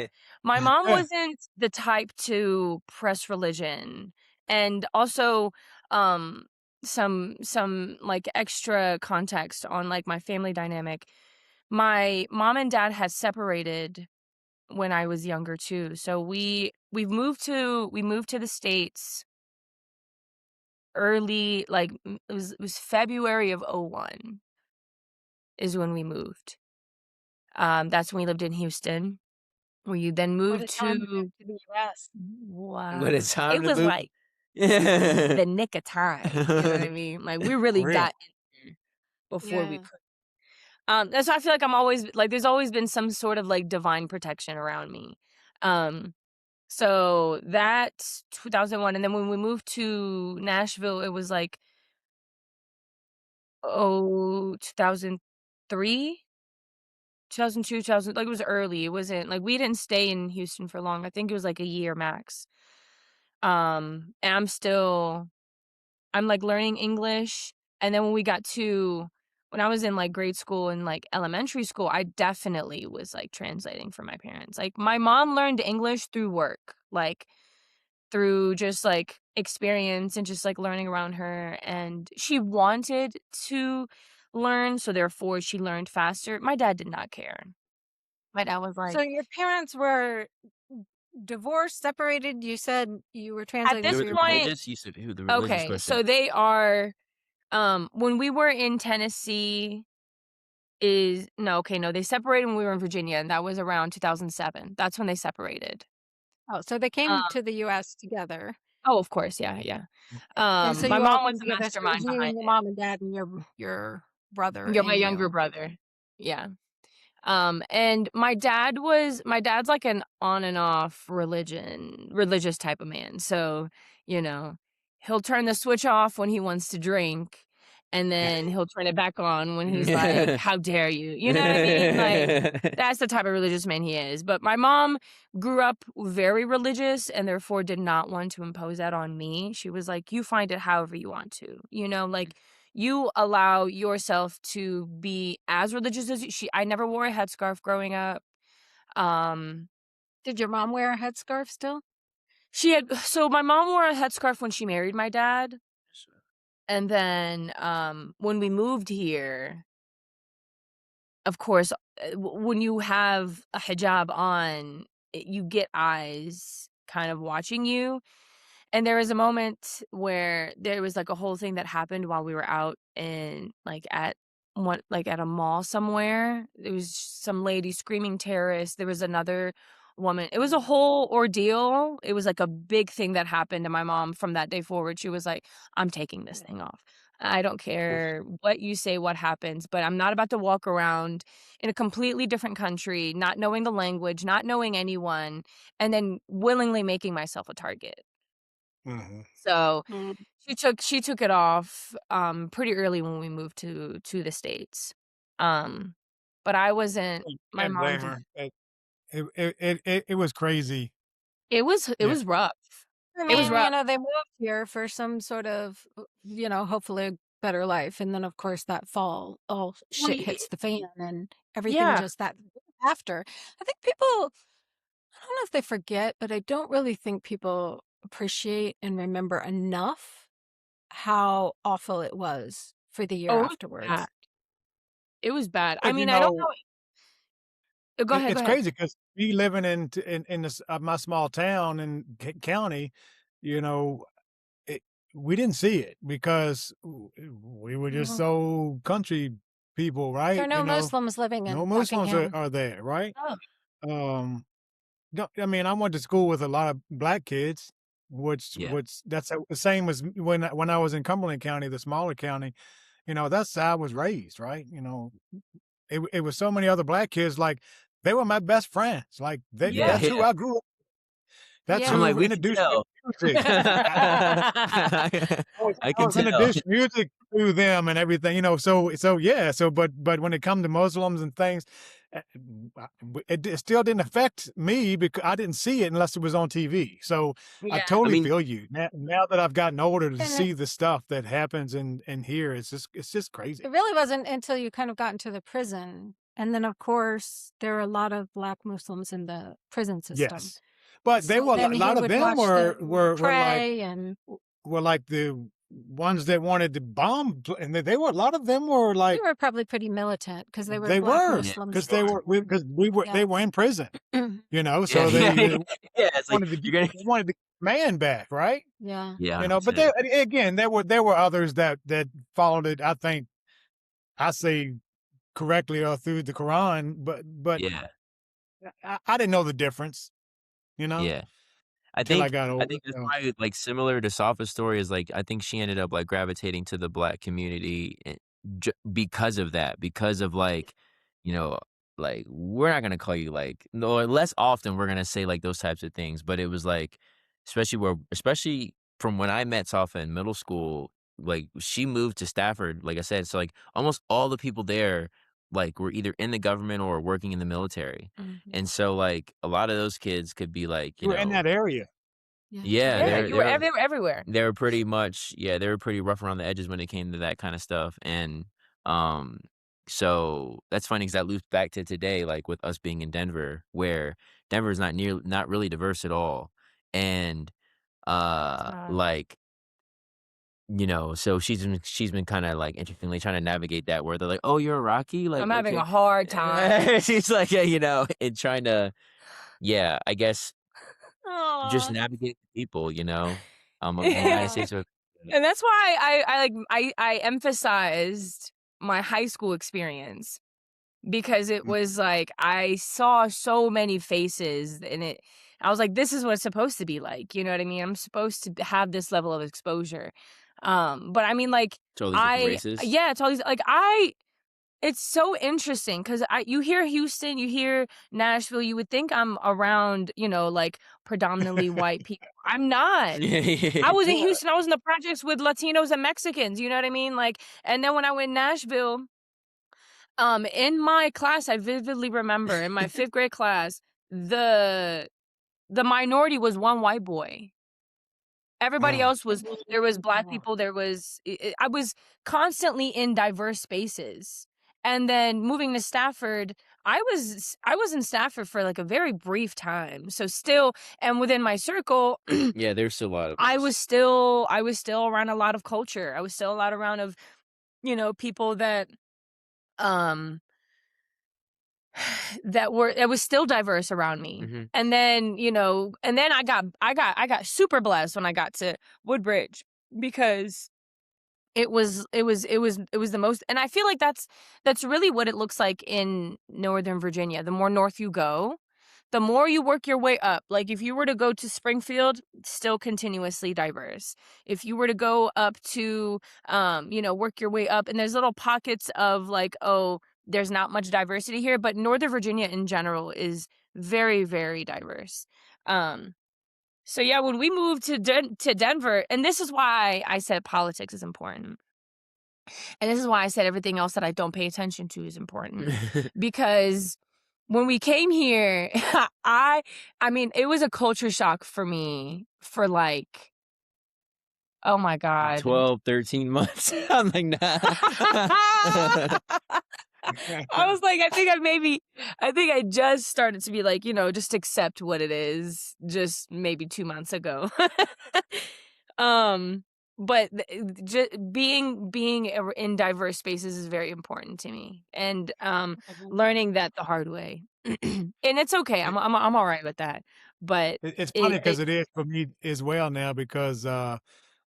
growing up the way I did in the small rural counties and poor, some of us poor, and it's funny. My niece's husband is like he's my brother. I tell you, he's African American, right? And he always tells me he's like you we connect so well because you grew up like a black kid, and I was like, Yeah, what? yeah. He goes, yeah, you had a broken family, you were poor, your mom worked 3 jobs, Right. and I was like, oh, I never looked at it that way, but I guess That's he's so right. funny. But then we moved to New York City, and I'm like, "Oh my gosh, the diversity here is Yeah. unreal." Mm. And it is the same way down here, I feel. It's a lot Yeah. there's a lot of diversity down here in South Carolina because we're at the beach, it's not like, we're off the coast here, so it's a lot of diversity here at You in can Myrtle find like Beach. these pockets of diversity, which Mhm. is really nice. It's You refreshing. There's definitely a strong Black culture here. There's definitely white areas too, but there's definitely like a Yeah. strong Black culture. There's not as much diversity. Well, there's actually more than I thought. Like, there's Ukrainians that live here, which is kind of fun for me. There's Russians, Mm. there's Latinos, there's not a lot of, I don't think there's a lot of Africans here, but there's Greek and like, Mm. so How there's actually beautiful. more diversity than I would have guessed. Yeah. Yeah. I But diversity is it's so interesting having this conversation because Dee was raised heavy Southern Baptist, right? And then Safa has these Muslim, you know, roots. yeah. And you were raised not, Non-denom I don't, Baptist and non-denominational, yeah. yeah. And then, of course, I was raised in like this crazy yoga environment. Yeah. And yet, so there's so many themes in religion that seem to be universal. And when I Oh hear yeah. Safa talk about like her family and their experience with religion, it's the same things that Dee complains about with Southern Baptists. Yeah. So it's like Yeah. there's these things that start going. It doesn't really matter what the religion is. It can always, it's the same themes I have when I have criticisms of my own organization and my own, people, is Yeah. like not living the teachings. Mm. That's a huge one. Like, really, if you're gonna live these teachings, live these teachings. If you're Quentin's raising his hand again. No, no, no, no, but I just like whenever you're ready, but I like I love what you're saying. I love what you're saying. It's become such a normal I'm thing so in our excited. everyday that I don't realize that people are like, "Are you raising your hand? I'm ready for my turn." I wanna I be a good love it. student. I love it. I just gotta keep commenting on it because a lot of people listen to the podcast, they don't actually get to see the video. So if you hear us laughing, you gotta have context of why all of a sudden we're Yeah, laughing yeah, because yeah. Quentin's raising his hand. He's saying Oh my goodness. But I Oh, think okay, that diversity, like in both of our couplehoods and then therefore as a, a quadrant among mm, us and the influences that has on, and particularly Quentin and I, when we're talking, when we're sharing throughout this podcast, the influences that we have on with Safa and D, coming from the backgrounds they've come from, and then coming forward and having such an open-minded, like, I mean, when you were talking about service, it could have been coming out of D's mouth. Like Mhm. literally, it could have been coming out of his mouth, which you were saying about serving people and caring about people. And, mm, one of the things about D when he was working in the prison system is mm, he saw them as people. And so mm. he always felt like I'm sorry, I'm putting words into your mouth, but I love this story about him. I've told her this, so He'd always say, like, if you treat people as people, then they're going to treat you as people. Mhm. So he Mm, said when his thing with the inmates or the, sorry, whatever they're called Mhm. now, but we'll say inmates for the sake of this podcast, even if we're outdated. So if you're going to interact with the inmates, then if you treat them with respect, if you treat them with, uh, a mutual sense of connectedness, then they're going to be the same to you. And Mhm. mm, so he's dealing with, people who are in there for a lot of different reasons, and some of them violent, and some of them had a lot of anger. But at the same time, he'd be like, I'm just going to see the humanity in you. And so I think he carries that with him, like everywhere he goes, every person he sees, everything he does. mm, And it's interesting that you guys had two separate experiences, but it brought you both to the same place of like really seeing that humanity and that equality in everyone. And it's such a beautiful thing. It's one of the things I think, um, not that Quentin and I don't have it, but it's mm, much different when we see it in the two of you because I feel like uh, your level of serving is just incredible. And we're both really lucky to have partners that's so important. I mean, that's my love language too, acts of service. So it feels extra juicy for me. yeah. Extra Oh juicy. my goodness. I was like, mm, And then I do wanna also make another connection, which I find very interesting. My brother is actually, incarcerated. So, Mm. for Mm. you to be and he was incarcerated in Buckingham. What? Oh, Yes. So, for you Oh, to have been a CO, and it's just, like, the way that I feel like D and I are kinda like this, like, in our paths. Like, every yeah. time you yeah. talk, I'm like it's like a Well, whole 'nother level of connection. So, so to add um to this, listening to you guys, I didn't know you guys went to college, right? So I'm thinking, you said ODU and VCU, and then I didn't really realize that Quentin went to Tech. So Mhm. it's funny because I'm a NCAA women's basketball referee, right? Okay. Official, and I did camps at VCU many times, and I also did a bunch of camps at Tech. So I'm like, I wonder if maybe we crossed paths somewhere and just didn't maybe. know it. I It's I just, don't you never know. I wouldn't put it past, I wouldn't put it past it because the and you were a CEO for that long, and I was like, "Okay, that's interesting."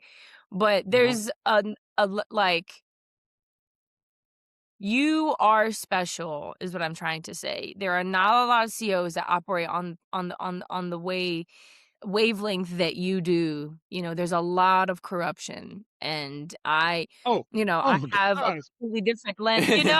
My lens is Lord. different on the other end, your lens is different because it's inside, Yeah. you know what I mean? Like I was like, "Can I say something real quick?" Yeah. Because like, I would say, because this is like what when I got with her, this is one world that I got introduced to, right? It was like the correctional facilities, whatever, the correctional systems world, but it was during COVID, and it's like and I remember, we couldn't visit. Like, I don't remember exactly the first time we wanted to go to Yogaville, but that was sort of part of the plan, was, like, go to Yogaville, maybe we Oh, could visit and, like, Mm. kinda, like, to put it all together, but I don't even think they're accepting visitation for, like, 2 years, and then at the same time, they're having an OD every other day, and it's like, how are there so many ODs and if no and how is all of this coming into the jails if no people can come in? Huh. well, I'm not gonna say I wasn't approached by inmates. And It's impossible that you wouldn't, that It's you too much wouldn't have. money, bro, it's too much money, well, like, No, come on but now. no, the thing is, the it's like I was approached. I was in the segregation at one point, like where the inmates get in trouble and they get locked up for all Oh, day, and they come lockdown? Okay. so they only go in and out for rec for an hour a day in another Mhm, cage. mhm. So, I had an inmate, like, he was big time. He was like, he calls me to the cell door, and they just got little slits in the door. And he Mm, Yeah. said, "Hey," he said, "what would you think about if you start bringing some stuff in for us?" And I was like, "What?" He goes, "Yeah, I will pay you, blah blah blah." And I'm like, "What?" Like, it was the first time it ever been done, right? And I was like, wow, he goes, I was like, "No, no, no." I said, "I have a new son and I'm married." I'm like, "I am not screwing that up. No." And I walked away. mm, And then I come mm, back and, we fed them. So we put their food in their slots and everything. So he says, "Hey, why don't you be more like so and so?" And, they bring stuff in here for us and blah. So he was Name calling dropping. out names that I knew and I was close to. And I was dang, like, "Oh, wait." And I'm like, "What the heck?" yeah, So it was very scary that to Mhm. know yeah, that stuff was coming in and how it was getting in, you know? Yeah. So, yeah, I mean, cell phones and everything are in the system right now and how You they name getting in, it. You right? name it. I They mean, they how drugs they are getting big. there? The yeah, drugs are they big. they yeah, they live big time. Like, they live comfortably, like, they're really Sometimes. yeah, like, they don't know what Cash App is, right? But they know they got everything else they need inside, so, Well, yeah, when I was working in it, they all smoked, so cigarettes was the money. yeah, yeah, Mm, Cigarettes yeah, of was the course. thing, you bought so many cartons of cigarettes when you went to the um The gas the station? canteen Mhm, that and then that's how they paid for things, but mhm, mm. through cigarettes. So if you could bring yeah, them cigarettes, and they didn't have to buy them, oh my goodness, boy, you are Yeah, boy. and if yeah. you had cash, man, that you could get to them. So yeah, I never did. I'm just gonna say I never did anything like that, I but know. it was offered. But I was scared because I was married and had a baby, and young son. So I didn't want to screw that up. You know. Mm, Yeah, I wanna especially highlight, you know, how special you are for not, and how that sets you apart from the rest. And for you might be a small thing that's just like, I don't want to mess up my life for money, or my kids, my current home, but it goes beyond your personal. You know you're now corrupting this person who's supposed to be rehabilitating, right? mm, This is supposed to be like a rehab moment for them, where they're supposed to be getting better. mm, They're all supposed to be on another path. And if you come and you offer and say whoever the other COs that were, in on whatever the corruption was, or even just cigarettes isn't corruption, but it starts small, right? Like, if I can get you to bring me in cigarettes and you like the money that I'm giving you, what else can I bring you? Like, what else Well, can we once you do one Yeah, thing, now I you're like, know. okay, Exactly. Now I yeah, know money talks to you. yeah, now Now I yes. know money, you can hear money, and I got money, Mm, and now I yeah. can get what I want. So it opens up the cigarettes is a small thing, but they're smart. Okay, That's the thing. they are smart. They gotta get you in another way. They gotta get you in a completely indirect way. And so you gotta be on your P's and Q's mentally. Your mental has to be the strongest when I feel like, and yeah, I've got no experience, but I do have a lot of like personal experience with having a family member that is incarcerated. So um when you say no, there's a lot of protection you're providing that I don't think you realize, because I mean, there was a point where I was going to my brother had graduated, was getting his GED. So my mom, were you there? No, you weren't No, I there yet. wasn't It was there. just me and my mom.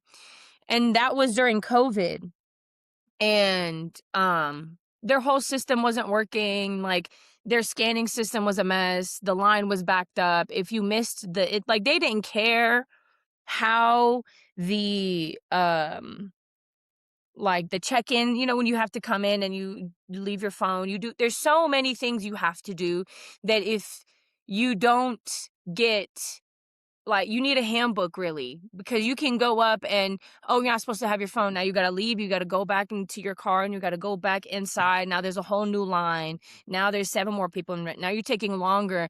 And I mean, there's so many things at stake. But when we were going for his graduation, um, I, of course, got pulled over for random screening, right? So I got additional screening. I had to get, maybe this is TMI, but I don't really care.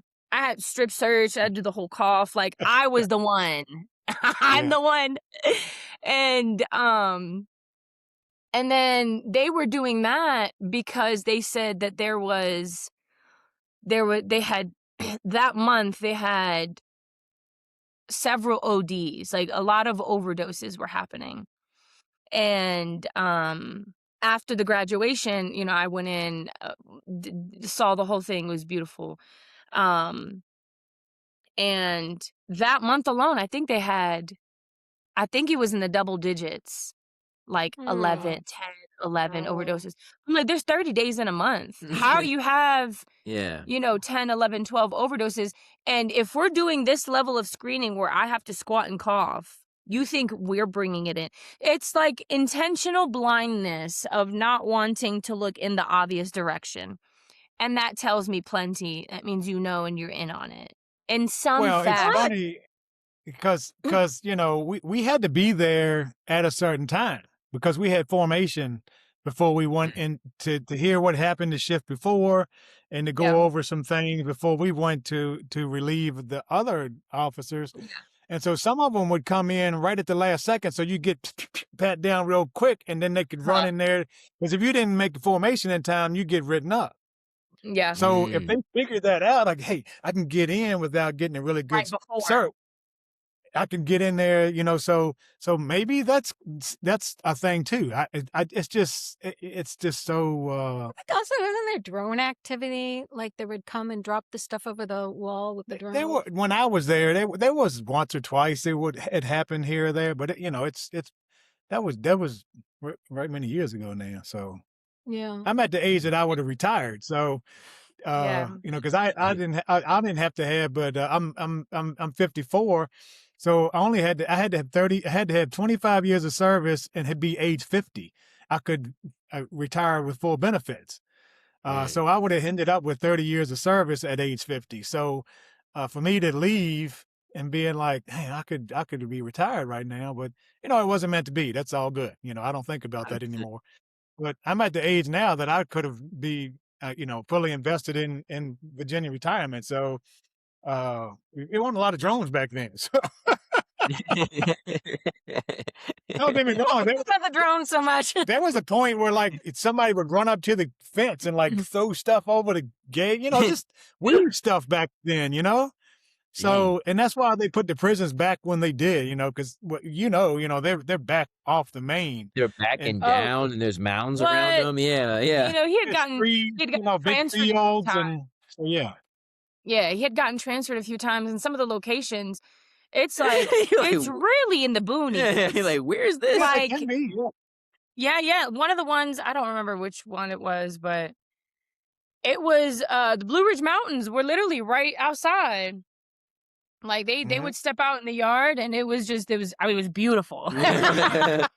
It was beautiful over the fence, but I hate to laugh, but it is what it is. Like, you go it's ironic because it's like you're in this beautiful part of Virginia, Mm, but you Mhm. can't go nowhere, mm. you know? Yeah. It's a lot of irony. But, yeah, I just wanted to highlight you because that is special for you to be like, "No, actually, Imma pass," because I know they don't pay them well. I know they don't treat the CEOs well, you know? Not Like, always, no. Hey, the warden is really that's how like I said you were just a number, because yeah, if I leave, somebody's gonna take my spot. yeah, You Mm, know, yeah, they I mean, don't there pay was some that knew me from the past, knew me from life growing up, and they were like, "Are you sure you wanna leave? What are you doing?" And well, they knew me growing up, so they were like, You don't have so many more sure. years." So, yeah, other than that, but when it comes to the state itself, I was just a number. yeah, Mm. I was a CEO, I and was that's just a number, I everything wasn't. else there is too. Everything is the number. That they don't see Totally. people yeah, so Yeah. Inmates have a I number, vote D so for yeah. president at the end of the day. Yeah, but do D for president. Yeah, so, there you go. we just to, like, keep it, like, so it's not super long and hard to upload, I, like, wanted just to circle back on something that, like, I feel like is, like, a good theme about yoga and relates to, like, both of your stories is sort of the power of like open-mindedness, but I think that open-mindedness, like, it brings you to these different types of people. And I think, like, even growing up Baptist, there's all of, the similarities between the faiths. It's like, love God, but then it also has like another part where it's like love, one another, love your neighbor. And that's where I feel like the new, like, interfaith approach is really beneficial, and, like, spaces that promote interfaith activity are really powerful, and obviously, like, Yogaville is one of them. I was actually stalking your Instagram, Rada, and I was, like, going through your pictures and stuff, and I saw, like, just, like, some of your earlier Yogaville kind of, like, things, and then I saw some of your parents, like, giving, like, an Easter service at Yogaville, and it just reminded me that, like, when you love, like, all these different people, like you kind of fall in love with their idea of what God is too, at least the things that resonate with you. Like when you really get to meet this person, when I was growing up, I don't know if you're like this, D. Like if I had a friend that was spending the night, Saturday night, we were going to church on Sunday. Like there is no option. Like, my mom didn't care if you didn't believe, like you're going to church if you're going to spend the night with us. And to me, that just meant that, like, Christianity or whatever, like, this religion isn't just for Christians. It's like we should have that approach where it's like, I don't wanna, like, single anybody out, and I think, like, for Safa, for sure, when you meet a when you have, like, Vietnamese friends and European friends from these different places, and you have friends from these different, African countries, like and obviously being Muslim yourself, like, you're able to love people beyond their idea of what God is, and you kinda see, like, the real truth, right, underneath that, and yeah, it's like and I think that that's really helped, like, you and D and Safa sort of operate, like, their life, like, what really inspires me about Safa is, like, her ability to just be like, this doesn't feel right, like, there's something wrong here, and I'm going to, like, make movement." Yeah, like, maybe it's not, like, super comfortable and super easy to, but sometimes I would be in, like, a self-sacrificial mode often in my own life and my career where it's like, "Oh, this just is what it is, and I don't have to deal with this, nah, whatever, like, maybe I don't agree." But she really inspired me to be more of, like, a heart and mind connected individual that's like, "No, this doesn't feel right. This isn't right. Like, you should orient yourself in a different direction." And I think, like, without her, I would never even had the courage to really start this podcast and go in this direction. But, like, having a person, a wife like this for sure, like, who is from these places that we are going to war with. Like, it is a real thing. Like, her grandmother lives in Tehran right now. Like, so to me, and especially with my background, I do feel motivated. And especially since I knew her in middle school, like, I know her on a more intimate level. We have more of like this connection to where our formative years. And so it's like, okay, like, you really do orient me to embrace, like, an international interfaith, like, loving approach, and, like, you really opened me up to because I was one of them, like if I like, I'm lucky my parents were in the military, but I was definitely gung ho pro America, like, like kind of nervous when I saw people wear like hijabs and stuff like that. Even as I met, even when I was knowing her, right? So I think another thing about like our love is that it's helped me open my eyes up to know really I am a world citizen and know I really should like I just how I don't want North Carolina and South Carolina to go to war. I don't want we to go to war with these people, right? I don't want this beef. I don't want this conflict. And, um, America, but also Yogaville, and it has the principles and the teachings that really allow for that space that, like, just think about God, like, whatever that means for you, like, just do that next to me, as my brother, as my sister, like, I don't need you to use the same name, but it would be really nice if we could just love God together. And that's what our marriage is, right? Our marriage has definitely shown that we're like, Safa still prays often in Arabic, right? She uses Arabic lingo and she uses like Muslim terms to pray when she speaks to God. Me, I say Jah, and like I like how the Rastafaris like describe God just in that particular way. But sometimes I might pop out like Krishna or Ram or like but it's like but for us, we still feel that connection and I think it draws us to these spaces where we can love people of different faiths in different spaces like truly equally. And I feel like we have so much bounty because of that. So, yeah. Yeah, my mom had when I we had these neighbors when we were living in Nashville. They were the sweetest. They were like true all-American. Boys were in baseball. The mom was like, as you say, sweet as pie. She was the sweetest lady. And she came up to my mom, was like, do you mind, like, would it be okay if your kids went to like summer Bible study with my kids? Like, we would just take them and bring them back. And my mom was all for it. So I have a photo of I look so out of place.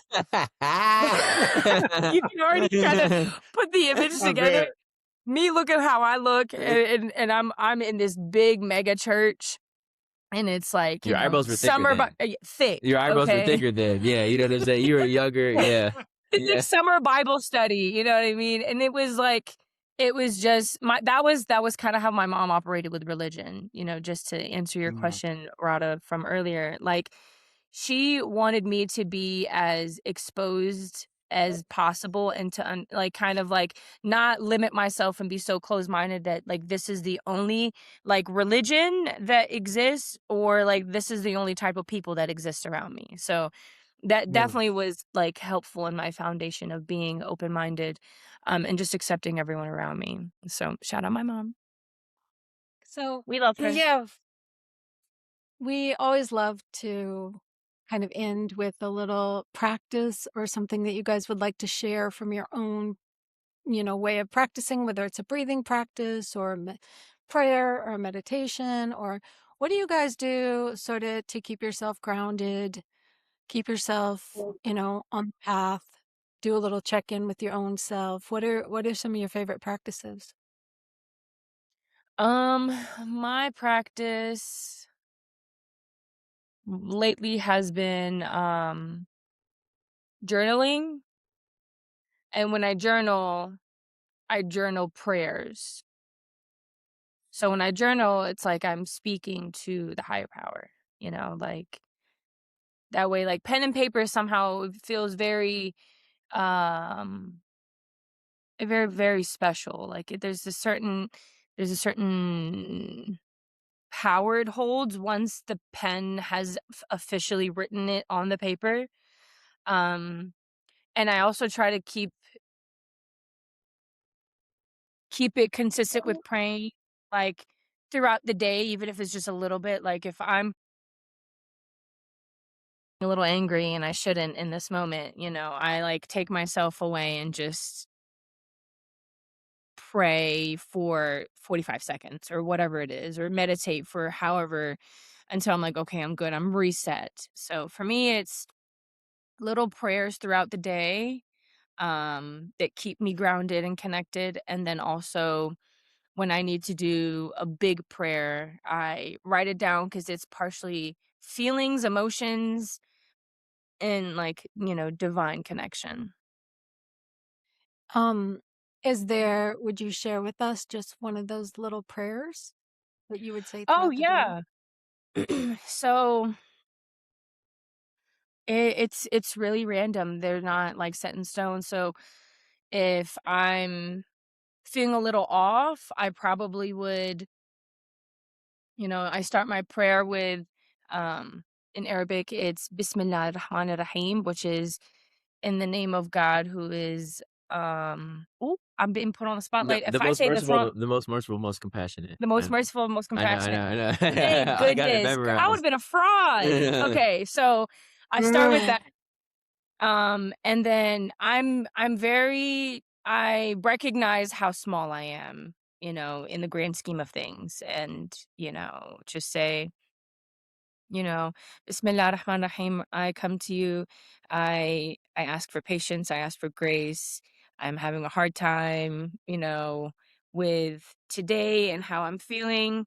And I know that um my day is going to get better. I have to keep a positive mindset and really keep most of the negative thoughts and feelings away, set them aside, and navigate my day through light.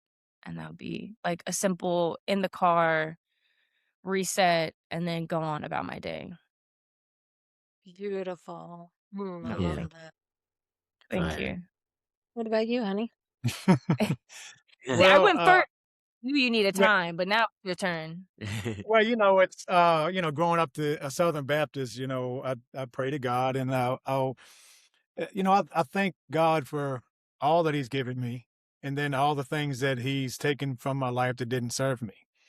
Mhm. And then it depends on what's going on with me at the time, right? Mm, What I'll ask Him for forgiveness, whether or I'm going through something, if He could support me in what's going on in my life at the time. mm, Um, and I make it long sometimes, and I make it really short and sweet, like Safa said. So, mm, sometimes I'll go through and I'll go Rada and Henson, which is mm, our child, mm. right? One Yeah, And and yeah, then yeah, only. yeah. yeah, so then I'll go with my son. Then I'll go through the grandkids. I'll go through every one of them. And I'll Yeah. think individually for all of them, and then like protect them and keep them safe and healthy. And I go through my sister. I'll make it really long sometimes, Mhm. and then sometimes I'll just make it short and sweet. But to really get grounded again, and Rada knows this, so well, is like, she goes, "Honey, I think you need to go fishing." And I'm Mm, like, "Yeah, you're right. It haven't been in a few weeks." Uh, and it just brings me back. It's just like I never thought of it before, but it's just like a meditation for me, especially when I go by myself. mm, And I'm just focusing on that one thing, and I'm just doing that, throughout the day, because I'll go by myself. I'll go for 4, 5, 6 hours sometimes by myself, you mm. know. And here, doing it here is so close that I'm mainly fishing. I'm not driving a whole lot, Mm. Yeah. so. Wow. Mm, Um, so those are two of the biggest things, but then, I still have yoga. I still got integral yoga too. So, mm, Om Kadam, I'll say that chant a lot, especially like if I can't go to sleep, I'll say that chant several times. And sometimes I only say it Mhm. once or twice and I'm asleep. But, so, so I got a lot of things that I do now that I've gotten older, and I know these things are true for me. Yeah. So it just depends on how the day is, and lots of times this one right here, is huge in supporting me when I'm going through something, right? And I Mm, know you guys And vice are the versa. same. yeah, for sure. Because we totally are. I might not want to talk about it at times, and I may be stubborn not wanting to talk about it, and Mm, she'll get it out of me. We'll talk about it and get it straight. And yeah. my first marriage, we didn't do that. Mm, We fought, we screamed, we yelled at each other, and we didn't put yep. our hands Yep. on each other. But Yeah. that's how we got through things, but I don't think we ever got through them because 'cause we're not together anymore. Yeah, So, exactly. we yelled and screamed at each other, right? But Mm. we talk it out. It don't matter what it is. It could be just something I'm going through here, or it could be something that I've said, or and it didn't set right with her, or vice versa. We totally talk it out and get to the center of it all, and and work it out. And that's huge for me now. With it with our marriage, to for it to work, we get to talk and help each other out when it comes to that. So Yep. yeah, Mm. that's huge for me. I'm the talker, so I get you. Yeah. Yeah. I was gonna say one thing that, like, popped into my head was we also ask our parents to pray for us too. Oh, yeah, I'm big Yeah. on that. So it's not like we're not alone. And, Their prayers are powerful, especially moms. I don't know what it is, there's extra, like, magic dust in mom prayers. You're so funny. Oh, yeah. They they Yeah. they they happen like this. So, but I really resonate with the talking, and so we're really big into astrology, and I won't make this too long because we are 2 hours in. Mhm. But we're really big into astrology, and one of my, main ways of, like, emotional communication is no, emotional, like, the way that I handle my emotions and just my feelings is we gotta talk. So, if for a second I think that your tone was off, everything drops, and we gotta talk about I it. have noticed, yeah. We gotta talk about it. We gotta talk about it. It's so important because then you're now putting things into words that you never would have put them into, like, out into Mm. the ether, if you will. And when you talk about it and you say it out loud and it sounds crazy, I could be in the wrong. And if it sounds crazy, like, you know what, that does sound kind of crazy. It is my fault. Yeah. But it's so Mm. special. Mhm. Well, thank you both for being here today on this podcast, Yeah, but enjoyed it. mostly thank you for being with Quentin and I every single day as our Yes. partners in this path. We are I so love appreciative of you. We love you both so much. Yes. And this was really special to have you here. So thank you. Thank Thank you. you. Thank you. Great to see you both. You too. All Love you right. Well, guys. until next time. Home. Till next time, my dears. Till next time. Peace.